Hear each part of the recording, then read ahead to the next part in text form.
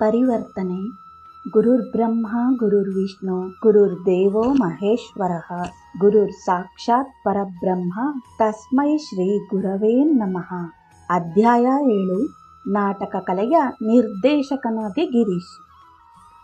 ಗಿರೀಶ್ ಒಬ್ಬ ಪ್ರಜ್ವಲಿಸುವ ಪ್ರತಿಭೆಯ ನಾಟಕಕಾರ ಮತ್ತು ನಟನಷ್ಟೇ ಆಗಿರದೆ ಅವನೊಬ್ಬ ಅನುಪಮ ನಾಟಕ ನಿರ್ದೇಶಕನೂ ಆಗಿದ್ದನು. ಗಿರೀಶನ ಅಭಿನಯಕ್ಕೆ ಸಂಬಂಧಿಸಿದ ರಂಗ ತಾಲೀಮಿನ ನಾವೀನ್ಯತೆ ಅಲ್ಪ ಸ್ವಲ್ಪ ವಿರೋಧವನ್ನು ಎದುರಿಸಿದ್ದಿರಬಹುದೆಂದು ಊಹಿಸಬಹುದು. ಆತನ ಸರಳ ರಗಳೆಯ ಛಂದಸ್ಸನ್ನು ಸಾಂಪ್ರದಾಯಿಕ ಲೇಖಕರು ಟೀಕೆ ಮಾಡಿದರು. ಹಾಗೆಯೇ ಅವನು ಗಣಿಕ ಸ್ತ್ರೀಯರಿಂದ ಮಹಿಳಾ ಪಾತ್ರಗಳನ್ನು ಅಭಿನಯಿಸಲು ನೇಮಕ ಮಾಡಿಕೊಂಡಿದ್ದನ್ನು ಪ್ರಬಲವಾಗಿ ವಿರೋಧಿಸಿದರು. ಇದಕ್ಕೆ ಮುನ್ನ ಪುರುಷರೇ ಸ್ತ್ರೀಯರ ಪಾತ್ರಗಳನ್ನೂ ಅಭಿನಯಿಸುತ್ತಿದ್ದರು. ಗಿರೀಶ್ ನೇಮಕ ಮಾಡಿಕೊಂಡ ಸ್ತ್ರೀಯರು ಬಹುತೇಕ ಪ್ರತಿಭಾನ್ವಿತರಾಗಿದ್ದು ನಟನೆಯ ಕಲೆಯನ್ನೂ ತಿಳಿದಿದ್ದರು. ಆದರೆ ಅವರನ್ನು ಅವಿದ್ಯಾವಂತರೆಂದರೂ ಸರಿಯೇ. ಅವರನ್ನು ಗಿರೀಶ್ ತರಬೇತುಗೊಳಿಸಿ ತಾನು ರಚಿಸುತ್ತಿದ್ದ ನಾಟಕಗಳಲ್ಲಿ ಬರುವ ಪಾತ್ರವನ್ನು ಅವರು ಸ್ವಾಭಾವಿಕವಾಗಿ ನಿರ್ವಹಿಸಲು ಸುಲಭವಾಗುವಂತೆ ಸರಳ ಭಾಷೆಯಲ್ಲಿ ಸಂಭಾಷಣೆಗಳನ್ನು ಬರೆಯುತ್ತಿದ್ದನು. ಪ್ರಸಿದ್ಧ ಅಭಿನೇತ್ರಿ ತೀನ್ಕಾರ್ ಹೀಗೆ ಹೇಳುತ್ತಾರೆ: ನಾನು ಅನಕ್ಷರಸ್ಥ ಹುಡುಗಿ. ನಾನು ಅವರ ಕೃಪೆಯಿಂದ ಒಬ್ಬ ಅಭಿನೇತ್ರಿಯಾಗಿದ್ದೇನೆ. ಅವನಿಗೆ ದೊರಕಿದ್ದ ಕೀರ್ತಿಗೆ ವಿರುದ್ಧವೆನ್ನುವಂತೆ ವಾಸ್ತವವಾಗಿ ಗಿರೀಶ್ ಒಬ್ಬ ಗಂಭೀರ ಮತ್ತು ಶಿಸ್ತಿನ ವ್ಯಕ್ತಿ. ಇದರಿಂದಾಗಿಯೇ ಮುಂದೆ ಅವನು ಹೆಚ್ಚಿನ ಗೌರವ ಮತ್ತು ಎಲ್ಲರ ಗಮನವನ್ನು ತನ್ನೆಡೆಗೆ ಸೆಳೆದುಕೊಂಡನು. ಆದರೆ ವಾಸ್ತವ ಹಾಗಿರದೆ ಅವನ ಬೇಕಾಬಿಟ್ಟಿ ಜೀವನ ಶೈಲಿ ಅಗತ್ಯಕ್ಕಿಂತ ಹೆಚ್ಚು ಪ್ರಾಧಾನ್ಯ ಪಡೆಯಿತು. ಅತಿಯಾಗಿ ಉತ್ಪ್ರೇಕ್ಷೆ ಮಾಡಿ ಧನ್ ಗೋಪಾಲ್ ಮುಖರ್ಜಿಯವರು ತಮ್ಮ ದಿ ಫೇಸ್ ಆಫ್ ಸೈಲೆನ್ಸ್ ಕೃತಿಯಲ್ಲಿ ಅವನ ಮತ್ತೊಂದು ಮುಖದ ಪರಿಚಯ ಮಾಡಿಸುತ್ತಾರೆ. ಅವನು ಆಧುನಿಕ ಯುಗದ ನಮ್ಮ ಮಹಾ ನಾಟಕಕಾರನಷ್ಟೇ ಅಲ್ಲ, ಮಹಾನಟ ಮತ್ತು ನಿರ್ಮಾತೃವೂ ಸಹ ಆಗಿದ್ದಾನೆ. ಕತ್ತಲ ಜಗತ್ತಿನಲ್ಲಿ ಬದುಕುತ್ತಿದ್ದ ಮಹಿಳೆಯರಿಗೆ ತಮ್ಮ ಬದುಕನ್ನು ಬದಲಾಯಿಸಿಕೊಂಡು ಉತ್ತಮಪಡಿಸಿಕೊಳ್ಳಲು ಅಭಿನಯವನ್ನು ವೃತ್ತಿಯಾಗಿಸಿಕೊಳ್ಳಬಹುದೆಂದು ತೋರಿಕೊಟ್ಟವನು ಇವನಿಗೆ. ಎಷ್ಟೋ ಮಂದಿಯನ್ನು ಅವರ ದುರ್ಭರ ಜೀವನದಿಂದ ಮುಕ್ತಗೊಳಿಸಿ ನಟನೆಯನ್ನು ದುಡಿಮೆಯ ಮಾರ್ಗವಾಗಿ ಸ್ವೀಕರಿಸಲು ತರಬೇತಿ ನೀಡಿದವನೂ ಈತನೇ. ಇದಿಷ್ಟೇ ಅಲ್ಲ, ಅರ್ಧ ಡಜನ್ನಿಗೂ ಹೆಚ್ಚಿನ ಸಂಖ್ಯೆಯ ಮಹಿಳೆಯರನ್ನು ತಮ್ಮ ಹಿಂದಿನ ಅನೈತಿಕ ಬದುಕಿನಿಂದ ಪಾರು ಮಾಡಿ ಅವರು ಶ್ರೇಷ್ಠ ಮಟ್ಟದ ಅಭಿನೇತ್ರಿಯರಾಗಬಲ್ಲರೆಂಬುದನ್ನು ಸಮಾಜಕ್ಕೆ ತೋರಿಸಿಕೊಟ್ಟವನೂ ಈತನೇ. ಅದುವರೆಗೂ ಸ್ತ್ರೀ ಪಾತ್ರಗಳನ್ನು ರಂಗದ ಮೇಲೆ ಬಾಲಕರು ಅಭಿನಯಿಸುತ್ತಿದ್ದರು ಎಂಬುದನ್ನು ಇಲ್ಲಿ ಗಮನಿಸಬೇಕು. ಮೊನ್ನೆಯಷ್ಟೇ ನಾಟಕರಂಗದ ತಾರೆ ಎನ್ನಬಹುದಾದ ಅಭಿನೇತ್ರಿಯೊಬ್ಬಳು ನನ್ನ ಪತಿಯನ್ನು ಮತ್ತು ನನ್ನನ್ನು ಭೇಟಿ ಮಾಡಿ ಹೇಗೆ ತಂದೆಯವರು ವೃತ್ತಿಯಲ್ಲಿ ಮುಳುಗಿದ್ದರು ಎಂಬುದನ್ನು ವಿವರಿಸಿದಳು. ಅವರು ನಾರಿಯರ ಬದುಕಿನಲ್ಲಿ ಒಂದು ಕ್ರಾಂತಿಯನ್ನೇ ಉಂಟು ಮಾಡಿದರು. ಅನೂಹ್ಯ ಬಡತನದಲ್ಲಿ ಬೇಯುತ್ತಿದ್ದ ನಾರಿಯರನ್ನು ಅವರು ಅನೈತಿಕ ಬದುಕಿಗೆ ಬಲಿಯಾಗದಂತೆ ರಕ್ಷಣೆ ಮಾಡಿ ನಾಟಕರಂಗ ಅವರಿಗೆ ಆಸರೆಯಾಗುವ ಬಯಕೆಯನ್ನು ತೋರಿಸಿಕೊಟ್ಟರು. ಇದಿಷ್ಟೇ ಅಲ್ಲ, ಅವರು ನಮ್ಮನ್ನೆಲ್ಲ ಶ್ರೀರಾಮಕೃಷ್ಣರ ದಿವ್ಯ ಜೀವನ ಮತ್ತು ಬೋಧನೆಗಳಿಗೆ ತೆರೆದುಕೊಳ್ಳುವಂತೆ ಮಾಡಿದರು. ಪೂಜಾ ಸಮಯದಲ್ಲಿ ನಾವುಗಳು ರಾಮಕೃಷ್ಣ ಮಠಕ್ಕೆ ಹೋಗಬೇಕೆಂದು ಅವರು ಅಪೇಕ್ಷಿಸುತ್ತಿದ್ದು ನಾವು ಆ ವೇಳೆಯಲ್ಲಿ ದೇವರನ್ನು ಪ್ರಾರ್ಥಿಸುವಂತೆ ಹೇಳುತ್ತಿದ್ದರು. ನಮ್ಮಲ್ಲಿ ಕೆಲವರಿಗೆ ನಾವು ಆ ಪವಿತ್ರ ಸ್ಥಳವನ್ನು ಅಪವಿತ್ರಗೊಳಿಸುತ್ತೇವೆಂಬ ಭಯ. ಅದಕ್ಕೆ ತಂದೆಯವರು ಹೇಳುತ್ತಿದ್ದರು, ಒಂದು ಪಕ್ಷ ರಾಮಕೃಷ್ಣ ಪರಮಹಂಸರು ಈಗ ಬದುಕಿದ್ದರೆ ನಿಮಗೆಲ್ಲರಿಗೂ ಮತ್ತು ನನಗೂ ಬೋಧನೆ ಮಾಡುತ್ತಿದ್ದರು. ಅವರಿಗೆ ನಮ್ಮನ್ನು ಕಂಡರೆ ಅಪಾರ ವಾತ್ಸಲ್ಯ. ಅವರು ಈ ಭೂಮಿಯ ಮೇಲೆ ಅವತರಿಸುವುದು ನಮ್ಮಂತಹ ಪತಿತರನ್ನು ಉದ್ಧಾರ ಮಾಡಲೆಂದು ತಾನೇ. ಇನ್ನಿತರ ಹಿರಿಯ ನಟರು ಮತ್ತು ನಟಿಯರೊಂದಿಗೆ ತಾವು ನಟಿಸಿದ ಮಾತುಕತೆಗಳಿಂದ ಒಂದಿಷ್ಟು ಸಂಗತಿ ಸ್ಪಷ್ಟವಾಯಿತು. ಅದೆಂದರೆ ಗಿರೀಶ್ ತನ್ನ ಸ್ವಚ್ಛಂದ ಪ್ರವೃತ್ತಿಯ ಮಿತ್ರರೊಂದಿಗೆ ಇದ್ದು ಸಾಧಿಸಿದ್ದ ಆಧ್ಯಾತ್ಮಿಕ ಪ್ರಗತಿ ಅವರನ್ನು ತೊರೆದು ಮಾಡಬಹುದಾದದ್ದಕ್ಕಿಂತ ಶ್ರೇಷ್ಠ ಮಟ್ಟದ್ದಾಗಿತ್ತು. ಅವನ ಬದುಕು ಆಧ್ಯಾತ್ಮಿಕವಾಗಿ ರಾಮಕೃಷ್ಣರ ಅನುಗ್ರಹದಿಂದ ಪುನರ್ಜನ್ಮ ಪಡೆದ ಬಳಿಕವೂ ಅವನೆಂದು ತನ್ನ ಹಿಂದಿನದನ್ನು ಮರೆತಂತೆಯಾಗಲಿ ಅಥವಾ ಅಲ್ಲಗಳೆಯುವುದನ್ನಾಗಲಿ ಮಾಡಿ ತಾನೀಗ ಪರಿಪೂರ್ಣ ವ್ಯಕ್ತಿಯೆಂದು ತೋರಿಸಿಕೊಂಡವನಲ್ಲ. ಬದಲಾಗಿ ಅವನು ನಿಧಾನಗತಿಯಲ್ಲಿ ತನ್ನನ್ನು, ತನ್ನ ಮಿತ್ರರನ್ನು ಮತ್ತು ತನ್ನ ಬರಹಗಳನ್ನು ಶ್ರೀರಾಮಕೃಷ್ಣರ ಆಧ್ಯಾತ್ಮ ಶಕ್ತಿಗೆ ತೆರೆದುಕೊಳ್ಳುವಂತೆ ಮಾಡಿದನು ಮತ್ತು ಆತನು ತನ್ನ ಗುರುಗಳಿಗೆ ಅರ್ಪಿಸಿದ ಮೋಕ್ತ್ಯಾರುನಾಮೆಯ ವಿಚಾರಕ್ಕೆ ಬಂದರೆ ಅದನ್ನು ಅವನೆಂದೂ ಉಲ್ಲಂಘಿಸಲಿಲ್ಲ. ಇದಕ್ಕೆ ಸ್ವಾಮಿ ತುರಿಯಾನಂದರು ಮತ್ತು ಇತರರು ಸಾಕ್ಷಿಯಾಗಿ ನಿಲ್ಲುತ್ತಾರೆ. ಗಿರೀಶ್ ತನ್ನ ಬದುಕಿನಲ್ಲಿ ಭಾವನಾತ್ಮಕವಾಗಿ 10 ಹಲವು ಏರಿಳಿತಗಳನ್ನು ಅನುಭವಿಸಿದವನು.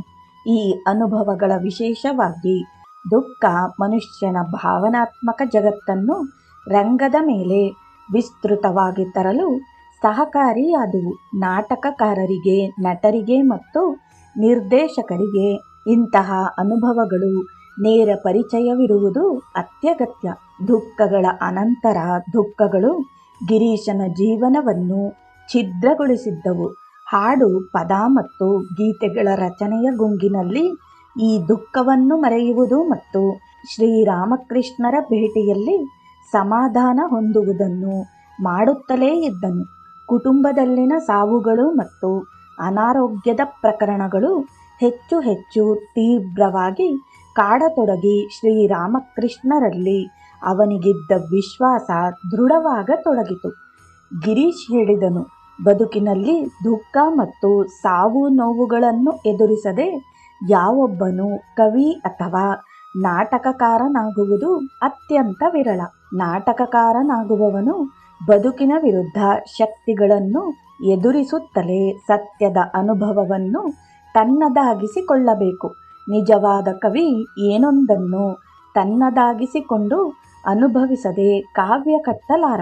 ಭಗವಂತನ ಅನುಗ್ರಹದಿಂದ ನಾನು ಎಲ್ಲ ತರಹದ ವ್ಯಕ್ತಿ ವಿಶೇಷಗಳನ್ನೂ ಕಂಡಿದ್ದೇನೆ. ವೇಶ್ಯೆಯರಿಂದ ಹಿಡಿದು ಲಂಪಟರವರೆಗೆ ಮತ್ತು ಪೂಜಾರ್ಹವಾದ ದೇವರ ಅವತಾರಿಗಳವರೆಗೆ.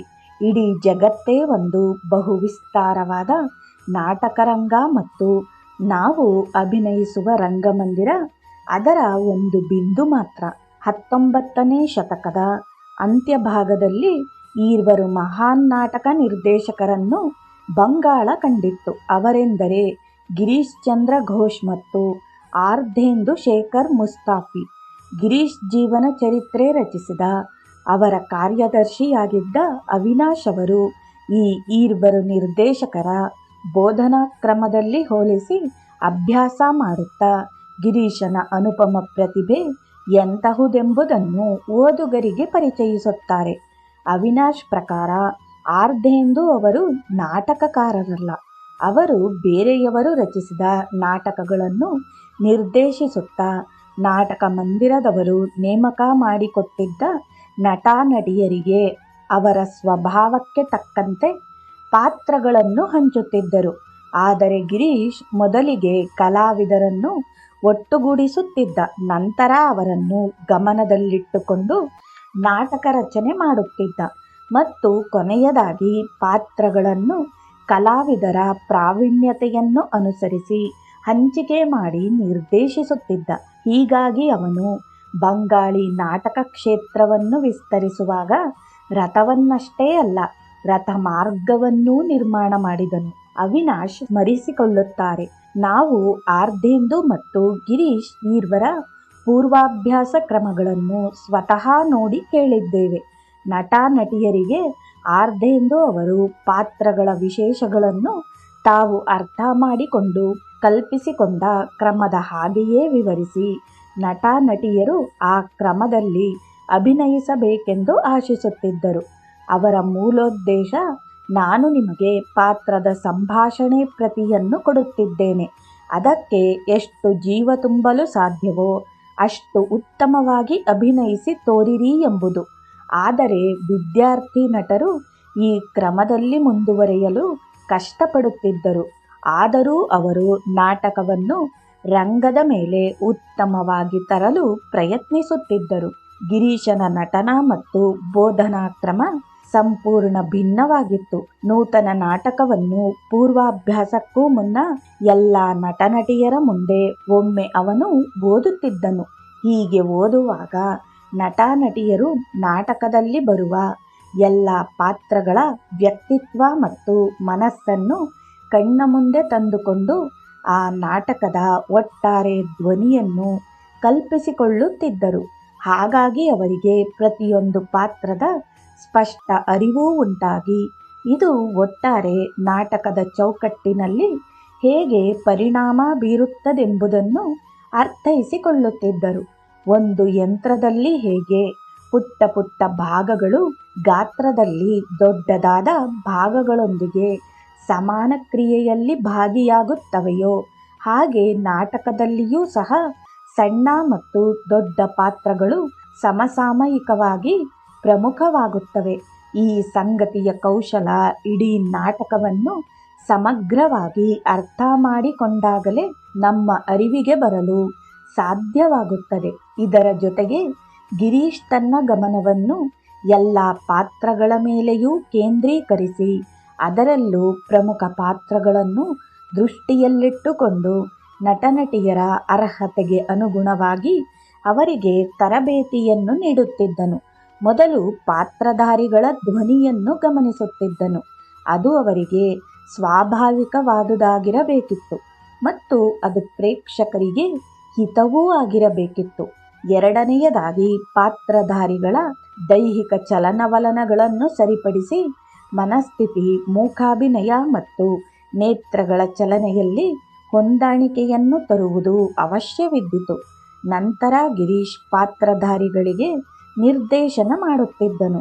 ಅದು ಅವರಲ್ಲಿರುವ ನಟನಾ ಕೌಶಲ, ಕಲಾವಂತಿಕೆ ಇತ್ಯಾದಿ ಅಂಶಗಳನ್ನು ಪೂರ್ವಾಭ್ಯಾಸ ಮುಂದುವರಿದಂತೆ ಹೆಚ್ಚು ಹೆಚ್ಚು ತೀಕ್ಷ್ಣವಾಗುವಂತೆ ಅವನು ತನ್ನ ಪಾತ್ರವರ್ಗದವರು ಕುರುಡು ಅನುಕರಣೆ ಮಾಡಿ ತಮ್ಮ ಮೂಲ ನಟನಾ ಚಾತುರ್ಯವನ್ನು ಗೌಣವಾಗಿಸಿಕೊಳ್ಳುವುದನ್ನು ಇಷ್ಟಪಡುತ್ತಿರಲಿಲ್ಲ.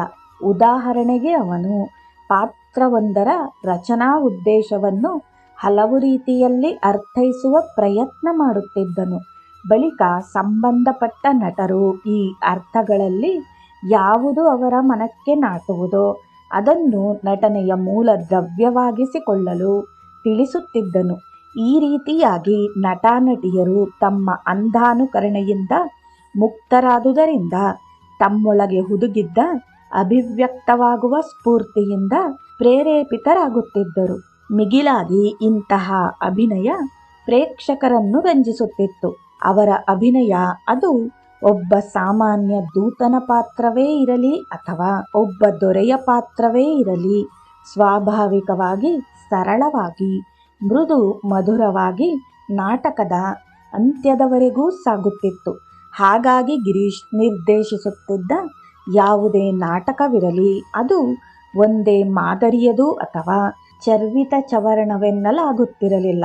ನಾಟಕ ನಿರ್ದೇಶನದಲ್ಲಿ ಹೇಗೆ ಗಿರೀಶ್ ವಿಶೇಷ ಎಚ್ಚರಿಕೆ ವಹಿಸುತ್ತಿದ್ದನೋ ಹಾಗೆಯೇ ನಾಟಕ ರಚನೆಯಲ್ಲಿಯೂ ವಿಶೇಷ ಎಚ್ಚರಿಕೆ ವಹಿಸುತ್ತಿದ್ದನು. ನಾಟಕದ ಕಥೆಗೆ ಒಂದು ಭಾವುಕ ಪರಿಧಿಯನ್ನು ನಿರ್ಮಾಣ ಮಾಡಿ ತನ್ನ ನಟನಟಿಯರ ಉಚ್ಚಾರಣಾ ಸಾಮರ್ಥ್ಯಗಳನ್ನು ಅವಲಂಬಿಸಿ ಮತ್ತು ಅಭಿನಯ ಕೌಶಲ, ಸಂಭಾಷಣೆಯಲ್ಲಿ ಭಾಷೆಯ ಪ್ರಯೋಗ ಇತ್ಯಾದಿಗಳಿಗೂ ತೀವ್ರ ಗಮನ ಕೊಡುತ್ತಿದ್ದನು.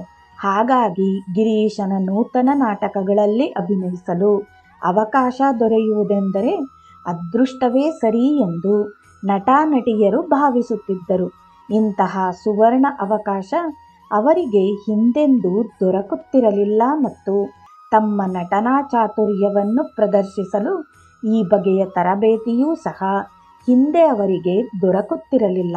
ನಾಟಕಕಾರ ಮತ್ತು ನಟ ಅಪರೇಶ್ ಮುಖ್ಯೋಪಾಧ್ಯಾಯ್ ತಮ್ಮ ಪ್ರಸಿದ್ಧ ರಂಗಾಲಯ ತಿರಿಶ್ ಬತ್ಸರ್ ಕೃತಿಯಲ್ಲಿ ಹೀಗೆ ಬರೆದಿರುವರು: ಗಿರೀಶ್ ಅವರು ನಮಗೆ ನಾಟಕಾಭಿನಯದ ನಿರ್ದೇಶಕರಾಗಿದ್ದರು. ಅವರ ಮಾರ್ಗದರ್ಶನದಲ್ಲಿ ನಾಟಕಾಭಿನಯ ಕಲೆಯನ್ನು ಕಲಿಯಲು ನಾವು ಅದೃಷ್ಟವಂತರಾಗಿದ್ದೆವು. ನನಗೆ ಅದು ವರವಾಗಿ ದೊರಕಿತು ಮತ್ತು ಅದು ನನ್ನ ಆನಂದ ಮತ್ತು ಹೆಮ್ಮೆಯ ಸಂಗತಿಯೂ ಆಗಿತ್ತು. ದ್ವಿಜೇಂದ್ರಲಾಲ್ ರಾಯ್ ಅವರ ಸುಪ್ರಸಿದ್ಧ ಐತಿಹಾಸಿಕ ರಾಣಾ ಪ್ರತಾಪ್ ನಾಟಕದ ಪೂರ್ವಾಭ್ಯಾಸವನ್ನು ಕುರಿತು ಅಪರೇಶ್ ಅವರು ಹೀಗೆ ವಿವರಿಸುತ್ತಾರೆ. ಈ ಸುದೀರ್ಘವಾದ ನಾಟಕವನ್ನು 5 ದಿನಗಳಲ್ಲಿ ರಂಗದ ಮೇಲೆ ತರಬೇಕೆಂದು ತೀರ್ಮಾನಿಸಿದೆವು. ಪೂರ್ವಾಭ್ಯಾಸ ಒಂದು ಸೋಮವಾರ ಶುರುವಾಯಿತು. ಗಿರೀಶ್ ಮತ್ತು ಶ್ರೀರಾಯ್ ಅವರು ನಮ್ಮ ಜೊತೆಗಿದ್ದರು. ಪ್ರತಿಯೊಬ್ಬ ನಟನಟಿಯರ ಕೈಯಲ್ಲೂ ನಾಟಕದ ಒಂದು ಪ್ರತಿ ಇತ್ತು. ಶ್ರೀರಾಯ್ ಅವರನ್ನು ಗಿರೀಶ್ ಕೇಳುತ್ತಾನೆ, ಸರ್, ನೀವೇ ಪೂರ್ವಾಭ್ಯಾಸವನ್ನು ಆರಂಭಿಸಿ. ನೀವು ನಾಟಕದ ಕರ್ತೃವಾದುದರಿಂದ ನೀವೇ ಮುಂದೆ ನಿಂತು ಸಲಹೆ ಸೂಚನೆಗಳನ್ನಿತ್ತು ದಿಗ್ದರ್ಶನ ಮಾಡಿ. ಅದಕ್ಕೆ ಶ್ರೀರಾಯ್ ಉತ್ತರಿಸಿದರು, ಒಳ್ಳೆ ಚೆನ್ನಾಯಿತು, ನಾನು ಆ ಕೆಲಸ ಮಾಡಲಾರೆ. ನೀವು ಅತ್ಯದ್ಭುತ ನಿರ್ದೇಶಕರು. ದಯಮಾಡಿ ಪೂರ್ವಾಭ್ಯಾಸವನ್ನು ನೀವು ಮಾಡಿಸಿರಿ. ನಾನು ಕುಳಿತು ನೋಡಲು ಅವಕಾಶ ಕೊಡಿ. ಪೂರ್ವಾಭ್ಯಾಸ ಪ್ರಾರಂಭವಾಯಿತು. ಗಿರೀಶ್ ಮತ್ತು ಶ್ರೀರಾಯ್ 2 ಕುರ್ಚಿಗಳಲ್ಲಿ ಅಕ್ಕಪಕ್ಕ ಕುಳಿತರು. ನಟ ನಟಿಯರು ಅವರ ಮುಂದೆ ಆಸೀನರಾದರು ಮತ್ತು ಆಗ ಅಲ್ಲಿ ಸೂಜಿ ಬಿದ್ದರೂ ಕೇಳುವಂತಹ ನಿಶ್ಶಬ್ದ. ಗಿರೀಶ್ ಯಾವಾಗಲೇ ಪೂರ್ವಾಭ್ಯಾಸವನ್ನು ಆರಂಭಿಸಲಿ, ಅಲ್ಲಿ ನೆರೆದಿರುವವರಲ್ಲಿ ಒಂದು ರೀತಿಯ ಉತ್ಸಾಹಭರಿತ ಉದ್ವೇಗ. ಅನೇಕ ಲೇಖಕರು, ನಾಟಕಕಾರರು ಮತ್ತು ವಿಮರ್ಶಕರು ಗಿರೀಶನ ನಿರ್ದೇಶನ ಕಲೆಯನ್ನು ಬಂದು ಮೌನವಾಗಿ ಕುಳಿತು ವೀಕ್ಷಿಸುತ್ತಿದ್ದರು. ಬಂಗಾಳಿ ರಂಗಭೂಮಿಯ ಇತಿಹಾಸದಲ್ಲಿ ಅದೊಂದು ಸುವರ್ಣಯುಗ. ಆಮೇಲೆ ಸುಮಾರು 2 ಗಂಟೆಗಳ ಪೂರ್ವಾಭ್ಯಾಸವನ್ನು ಕುಳಿತು ನೋಡಿದ ಶ್ರೀರಾಯ್ ಅವರು ಅಲ್ಲಿಂದ ಹೊರಟಾಗ ಇದು ಅದ್ಭುತವಾಗಿ ಮೂಡಿಬರಲಿದೆ ಎಂದರು. ಅಪರೇಶ್ ಸಿರಾಜುದ್ದೌಲಾ ನಾಟಕದ ರಚನೆ ಮತ್ತು ನಿರ್ದೇಶನವನ್ನು ಕುರಿತು ಬರೆದಿರುವರು. ಯಾವುದೇ ನಾಟಕವನ್ನು ರಚನೆ ಮಾಡುವ ಮುನ್ನ ಗಿರೀಶ್ ಆ ವಿಷಯದ ಮೇಲೆ ಲಭ್ಯವಿರುವ ಎಲ್ಲ ಪುಸ್ತಕಗಳನ್ನೂ ಓದುತ್ತಿದ್ದರು. ಮೊದಲು ಸಿರಾಜ್ನನ್ನು ಕುರಿತು ಇದ್ದ ಎಲ್ಲ ಪುಸ್ತಕಗಳನ್ನು ಸಂಗ್ರಹಿಸಿಕೊಂಡು ಓದಿದರು. ಜೊತೆಗೆ ಸಿರಾಜ್ನ ರಾಜಧಾನಿ ಮುರ್ಷಿದಾಬಾದ್ ಮತ್ತು ಬ್ರಿಟಿಷ್ ವಸಾಹತುದಾರರ ಈಸ್ಟ್ ಇಂಡಿಯಾ ಕಂಪನಿಗಳನ್ನು ಕುರಿತು ಓದಿಕೊಂಡರು. ಅನಂತರವೇ ಸಿರಾಜುದ್ದೌಲಾ ನಾಟಕ ರಚನೆಗೆ ತೊಡಗಿದುದು. ಆ ಸಮಯದಲ್ಲಿ ಅವರ ಅಭ್ಯಾಸದ ಕೊಠಡಿ ಒಂದು ಗ್ರಂಥಾಲಯವೇ ಆಗಿ ಹೋಗಿರುತ್ತಿತ್ತು. ಹಾಗೆಯೇ ಬಂಗಾಳದ ಚರಿತ್ರೆಯ ಅಭ್ಯಾಸದಲ್ಲಿ ಗಿರೀಶ್ ಮೈಮರೆತಿದ್ದ. ಅವರ ರಚನಾ ಕ್ರಮ ಹೇಗಿತ್ತೆಂದರೆ, ಸಂಬಂಧಪಟ್ಟ ವಿಷಯದಲ್ಲಿ ಆಳವಾದ ಗ್ರಹಿಕೆಯಾಗುವ ತನಕ ತನ್ನ ಕಾರ್ಯದರ್ಶಿಗೆ ಬರೆದುಕೊಳ್ಳಲು ಹೇಳುತ್ತಿರಲಿಲ್ಲ. ಯಾರಾದರೂ ಅವರನ್ನು ಒಂದು ನಾಟಕ ಬರೆಯಲು ಕೇಳಿದರೆ ಅವರ ಉತ್ತರ ಹೀಗಿರುತ್ತಿತ್ತು, ನಾಟಕವನ್ನು ಹೇಗೆ ಬರೆಯಲಿ, ಓದಿಕೊಳ್ಳಬೇಕಲ್ಲವೇ, ಅದಕ್ಕೆ ಸಮಯವೇ ಇಲ್ಲ. ಸಿರಾಜುದ್ದೌಲಾ ನಾಟಕದ ಪ್ರತಿ ಬರೆದು ಸಿದ್ಧವಾದಾಗ ಅದರ ಪೂರ್ವಾಭ್ಯಾಸವನ್ನು ಬಹಳ ಉತ್ಸಾಹದಿಂದ ಮಾಡಲು ಆರಂಭಿಸಿದೆವು. ನಿರ್ದೇಶನ ಮಾಡುವುದಕ್ಕೆ ಮುಂದಿನ ತಾಲೀಮಿನಲ್ಲಿ ನಾಟಕ ಮಂದಿರದ ಮಾಲೀಕರು, ನಟರು, ನಟಿಯರು, ರಂಗ ನಿರ್ವಾಹಕ, ಪ್ರಸಾಧನ ಕಲಾವಿದರು ಮತ್ತು ಇನ್ನಿತರರು ಅವನ ಓದನ್ನು ಗಮನವಿಟ್ಟು ಕೇಳಿಸಿಕೊಳ್ಳಬೇಕು. ಅಲ್ಲಿನ ಪ್ರತಿಯೊಂದು ಪಾತ್ರದ ಮಾತುಗಳನ್ನು ನಟನಾ ಸಂದರ್ಭದಲ್ಲಿ ಹೇಗೆ ಆಡಬೇಕೋ ಹಾಗೆಯೇ ಆಡಿ ತೋರಿಸುತ್ತಿದ್ದರು. ಹಾಗಾಗಿ ಪ್ರತಿಯೊಬ್ಬ ನಟ ನಟಿಯರು ಆ ಪಾತ್ರದ ಚಿತ್ರವನ್ನು ಕಣ್ಮುಂದೆ ತಂದುಕೊಳ್ಳಲು ಸಾಧ್ಯವಾಗಿರುತ್ತಿತ್ತು. ಹಾಗೆ ಓದುವ ತಾಲೀಮು ಮುಗಿದ ಬಳಿಕ ಅವರು ಪ್ರತಿಯೊಬ್ಬರನ್ನು ವಿದ್ಯಾವಂತರಿರಲಿ ಇಲ್ಲದಿರಲಿ ಅವರ ಅಭಿಪ್ರಾಯವೇನೆಂದು ಕೇಳಿ ತಿಳಿದುಕೊಳ್ಳುತ್ತಿದ್ದರು. ರಂಗದ ಮೇಲೆ ದೃಶ್ಯಗಳನ್ನು ಬದಲಿಸುವ ಹುಡುಗನೇ ಇರಲಿ, ಅವನ ಅಭಿಪ್ರಾಯಕ್ಕೂ ಗಿರೀಶನ ಮನ್ನಣೆ ಇದ್ದು ಅದನ್ನೂ ಅವರು ತಿರಸ್ಕರಿಸುತ್ತಿರಲಿಲ್ಲ. ಒಂದು ದಿನ ನಾನು ಗಿರೀಶ್ ಅವರನ್ನು ಕೇಳಿದೆ, ಸರ್, ನೀವೇಕೆ ಆ ಅವಿದ್ಯಾವಂತನ ಅಭಿಪ್ರಾಯವನ್ನು ಕೇಳುತ್ತಿದ್ದೀರಿ? ಅವನಿಗೇನು ಅರ್ಥವಾಗುತ್ತದೆ? ಅದಕ್ಕೆ ಗಿರೀಶ್ ಹೀಗೆ ಉತ್ತರಿಸಿದರು, ಅವನು ಒಬ್ಬ ನಾಟಕದ ವಿಮರ್ಶಕನಂತೆ ಉತ್ತರಿಸದಿರಬಹುದು. ನಾನು ಈ ದೃಷ್ಟಿಯಿಂದ ಅವನ ಅಭಿಪ್ರಾಯ ಕೇಳಲಿಲ್ಲ. ಆದರೆ ಸಮಗ್ರತೆಯ ದೃಷ್ಟಿಯಿಂದ ನಾಟಕದ ಕಥೆ ಅವನ ಹೃದಯ ಮುಟ್ಟುತ್ತಿದೆಯೇ ಎಂದು ತಿಳಿಯುವುದು ನನ್ನ ಮುಖ್ಯ ಅಭಿಪ್ರಾಯ. ಅಂಥವನ ಅಭಿಪ್ರಾಯ ಸ್ವಪ್ರತಿಷ್ಠೆ ಮತ್ತು ವಿದ್ಯಾವಂತನ ಅಹಂನಿಂದ ಮುಕ್ತವಾಗಿರುತ್ತದೆ. ಒಂದು ವಿಚಾರವನ್ನು ಗಮನಿಸಬೇಕು. ಹುಣ್ಣಿಮೆಯ ಚಂದ್ರ ಅಕ್ಷರಸ್ಥನಿಗೆ ಹೇಗೋ ಅನಕ್ಷರಸ್ಥರಿಗೂ ಸಂತೋಷ ಉಂಟು ಮಾಡುತ್ತಾನೆ. ನಾನು ನಾಟಕ ರಚನೆ ಮಾಡುವುದು ಕೇವಲ ಪಂಡಿತರಿಗಾಗಿ ಮಾತ್ರವಲ್ಲ, ಪಾಮರರಿಗೂ ಅದು ಸಂತಸ ತರಲೆಂದು ನನ್ನ ಉದ್ದೇಶ. ನಾಟಕದ ಉದ್ದೇಶವೇ ಅದು. ವಿದ್ವಾಂಸ, ನಿರಕ್ಷರಿ, ಪುರುಷ, ಸ್ತ್ರೀ ಹೀಗೆ ಎಲ್ಲರೂ ಆನಂದಿಸಬೇಕು. ಅದಕ್ಕೋಸ್ಕರವೇ ನಾಟಕದಲ್ಲಿ ವಿವಿಧ ರಸಗಳ ಮಿಶ್ರಣವಿರಬೇಕು. ಹಾಗಾಗಿ ರಂಗದ ಹುಡುಗನ ಅಭಿಪ್ರಾಯವು ನನಗೆ ಮುಖ್ಯವಾಗುತ್ತದೆ. ನಾಟಕವನ್ನು ನೋಡಲು ಬಂದ ಅಂತಹ ಹುಡುಗನಂತವರು ನನ್ನ ನಾಟಕವನ್ನು ನೋಡಿ ತನ್ನ ಹಣ ಮತ್ತು ನಿದ್ರೆ ಎರಡೂ ವೃಥ ನಷ್ಟವಾದುವು ಎಂದುಕೊಳ್ಳಬಾರದು. ಇತ್ತೀಚೆಗೆ ಕೆಲವರು ನಿರ್ದೇಶಕರು ಅಹಂಕಾರ ಮತ್ತು ಸ್ವಪ್ರತಿಷ್ಠೆಯಿಂದ ತುಂಬಿಕೊಂಡಿದ್ದು ಟೀಕೆಯನ್ನು ಸಹಿಸುವುದಿಲ್ಲ. ಗಿರೀಶನ ಸದ್ಭಾವನೆ ಮತ್ತು ಮನುಷ್ಯನ ಮನೋಭಾವಗಳನ್ನು ತಿಳಿದುಕೊಳ್ಳುವ ಸಾಮರ್ಥ್ಯವನ್ನು ಅಪರೇಶ್ ಅವರು ಚೆನ್ನಾಗಿ ವಿವರಿಸಿದ್ದಾರೆ. ನಾಟಕಗಳ ಜೊತೆಗೆ ಗಿರೀಶ್ ಬಂಗಾಳಿ ಭಾಷೆಯಲ್ಲಿ ಹಲವು ಉತ್ತಮ ಮಟ್ಟದ ನಾಟಕ ಕಲೆಯನ್ನು ಕುರಿತು ಲೇಖನಗಳನ್ನು ಬರೆದಿದ್ದಾನೆ. ಅವುಗಳಲ್ಲಿ ಕೆಲವು ಹೀಗಿವೆ: ಅಭಿನಯ ಮತ್ತು ಅಭಿನೇತ್ರಿಯರು, ಪುರುಷರ ಪಾತ್ರಗಳಲ್ಲಿ ಸ್ತ್ರೀಯರು, ಅಭಿನೇತ್ರಿಯ ಕುರಿತು ವಿಮರ್ಶೆ, ಹೇಗೆ ಪ್ರಸಿದ್ಧ ನಟನಾಗುವುದು, ಒಬ್ಬ ನಟನ ಮನಸೂರೆಗೊಳ್ಳುವಿಕೆ, ನಾಟಕರಂಗ, ಆಧುನಿಕ ನಾಟಕರಂಗ, ನಾಟಕರಂಗ ಒಂದು ದೇವಾಲಯ, ನಾಟಕಕಾರ, ಪ್ರಸಾಧನ ಮತ್ತು ನರ್ತನ. 1901ರಲ್ಲಿ ರಂಗಾಲಯ ನಿಯತಕಾಲಿಕೆಯಲ್ಲಿ ಪುರುಷ ಪಾತ್ರಗಳಲ್ಲಿ ಸ್ತ್ರೀಯರು ಎಂಬ ಲೇಖನವನ್ನು ಗಿರೀಶ್ ಬರೆದನು. ಮೈಕಲ್ ಮಧುಸೂದನ್ ದತ್ತ ಅವರು ಈ ಮೊದಲೇ ಸ್ತ್ರೀಯರೇ ಸ್ತ್ರೀ ಪಾತ್ರಗಳನ್ನು ಮಾಡಬಹುದು ಎಂಬ ಸಲಹೆಯನ್ನು ಮುಂದಿಟ್ಟಿದ್ದರು. 1873ರಲ್ಲಿ ತಮ್ಮ ಬೆಂಗಾಲಿ ಥಿಯೇಟರ್ನಲ್ಲಿ ಶರತ್ ಚಂದ್ರ ಘೋಷ್ ಅವರು ಸ್ತ್ರೀ ಪಾತ್ರಧಾರಿಗಳನ್ನು ಪರಿಚಯಿಸಿದರು. ಆದರೆ ಗಿರೀಶನೇ ಈ ವಿಚಾರದಲ್ಲಿ ಕ್ರಾಂತಿಕಾರಿ ಬದಲಾವಣೆಗಳನ್ನು ತಂದು ಕೆಂಪು ದೀಪದ ಪ್ರದೇಶಗಳಿಂದ ಪ್ರತಿಭಾವಂತ ಬಾಲಕಿಯರನ್ನು ಕರೆತಂದು ಅವರಿಗೆ ಬೇಕಿದ್ದ ತರಬೇತಿಯನ್ನು ನೀಡಿ ಉನ್ನತ ಮಟ್ಟದ ಅಭಿನೇತ್ರಿಯರನ್ನಾಗಿ ಮಾಡಿದುದು. ಆದರೂ ಅನೇಕ ಮಂದಿ ಸಂಪ್ರದಾಯಸ್ಥರು, ಅಂದರೆ ಈಶ್ವರಚಂದ್ರ ವಿದ್ಯಾಸಾಗರ್ ನಟ, ಸಮಾಜ ಸುಧಾರಕರು ಮತ್ತು ಬಹು ಪ್ರಖ್ಯಾತ ಕವಿಯಾದ ರವೀಂದ್ರನಾಥ್ ಟಾಗೋರ್ ಅಂತವರೇ ಇದನ್ನು ಒಪ್ಪಲಿಲ್ಲ. ಬಂಗಾಳಿ ನಾಟಕರಂಗಕ್ಕೆ ಮಹಿಳೆಯರ ಪ್ರವೇಶದ ವಿಚಾರಕ್ಕೆ ಅಧ್ಯಾಯ 4 ನೋಡಬಹುದು. ಈ ಸಮಸ್ಯೆಯನ್ನು ಗಿರೀಶ್ ರಂಗಾಲಯ ನಿಯತಕಾಲಿಕೆಯಲ್ಲಿ ಒಬ್ಬ ನಿರ್ದೇಶಕನ ದೃಷ್ಟಿಯಿಂದ ವಿಮರ್ಶಿಸಿದ್ದಾನೆ. ಆರಂಭದಲ್ಲಿ ಗಿರೀಶ್ ಚಿಕ್ಕ ವಯಸ್ಸಿನ ಬಾಲಕಿಯರನ್ನು ಬಾಲಕ ಪಾತ್ರ ನಿರ್ವಹಿಸಲು ಮುಂದು ಮಾಡಿದ. ಉದಾಹರಣೆಗೆ ಧ್ರುವಚರಿತ ನಾಟಕದಲ್ಲಿ ಧ್ರುವನ ಪಾತ್ರ, ಚೈತನ್ಯ ಲೀಲಾ ನಾಟಕದಲ್ಲಿ ಚೈತನ್ಯ ಮತ್ತು ನಿತ್ಯಾನಂದರ ಪಾತ್ರಗಳು. ಆದರೆ ಈ ಪ್ರಯೋಗ ಯಶಸ್ಸನ್ನು ಕಂಡಿತು ಎಂದು ಅವನಿಗೆ ಅನಿಸಲಿಲ್ಲ. ಗಿರೀಶ್ ಬರೆಯುತ್ತಾನೆ, ಒಬ್ಬ ಬಾಲಕ ಹೇಗೆ ಒಬ್ಬ ಸ್ತ್ರೀ ಪಾತ್ರವನ್ನು ಸಮರ್ಥವಾಗಿ ನಿರ್ವಹಿಸಲಾರನೋ ಹಾಗೆಯೇ ಒಬ್ಬ ಬಾಲಕಿಗೆ ಪುರುಷನ ಪಾತ್ರದ ನಿರ್ವಹಣೆ ಅಸ್ವಾಭಾವಿಕವೆನಿಸುತ್ತದೆ.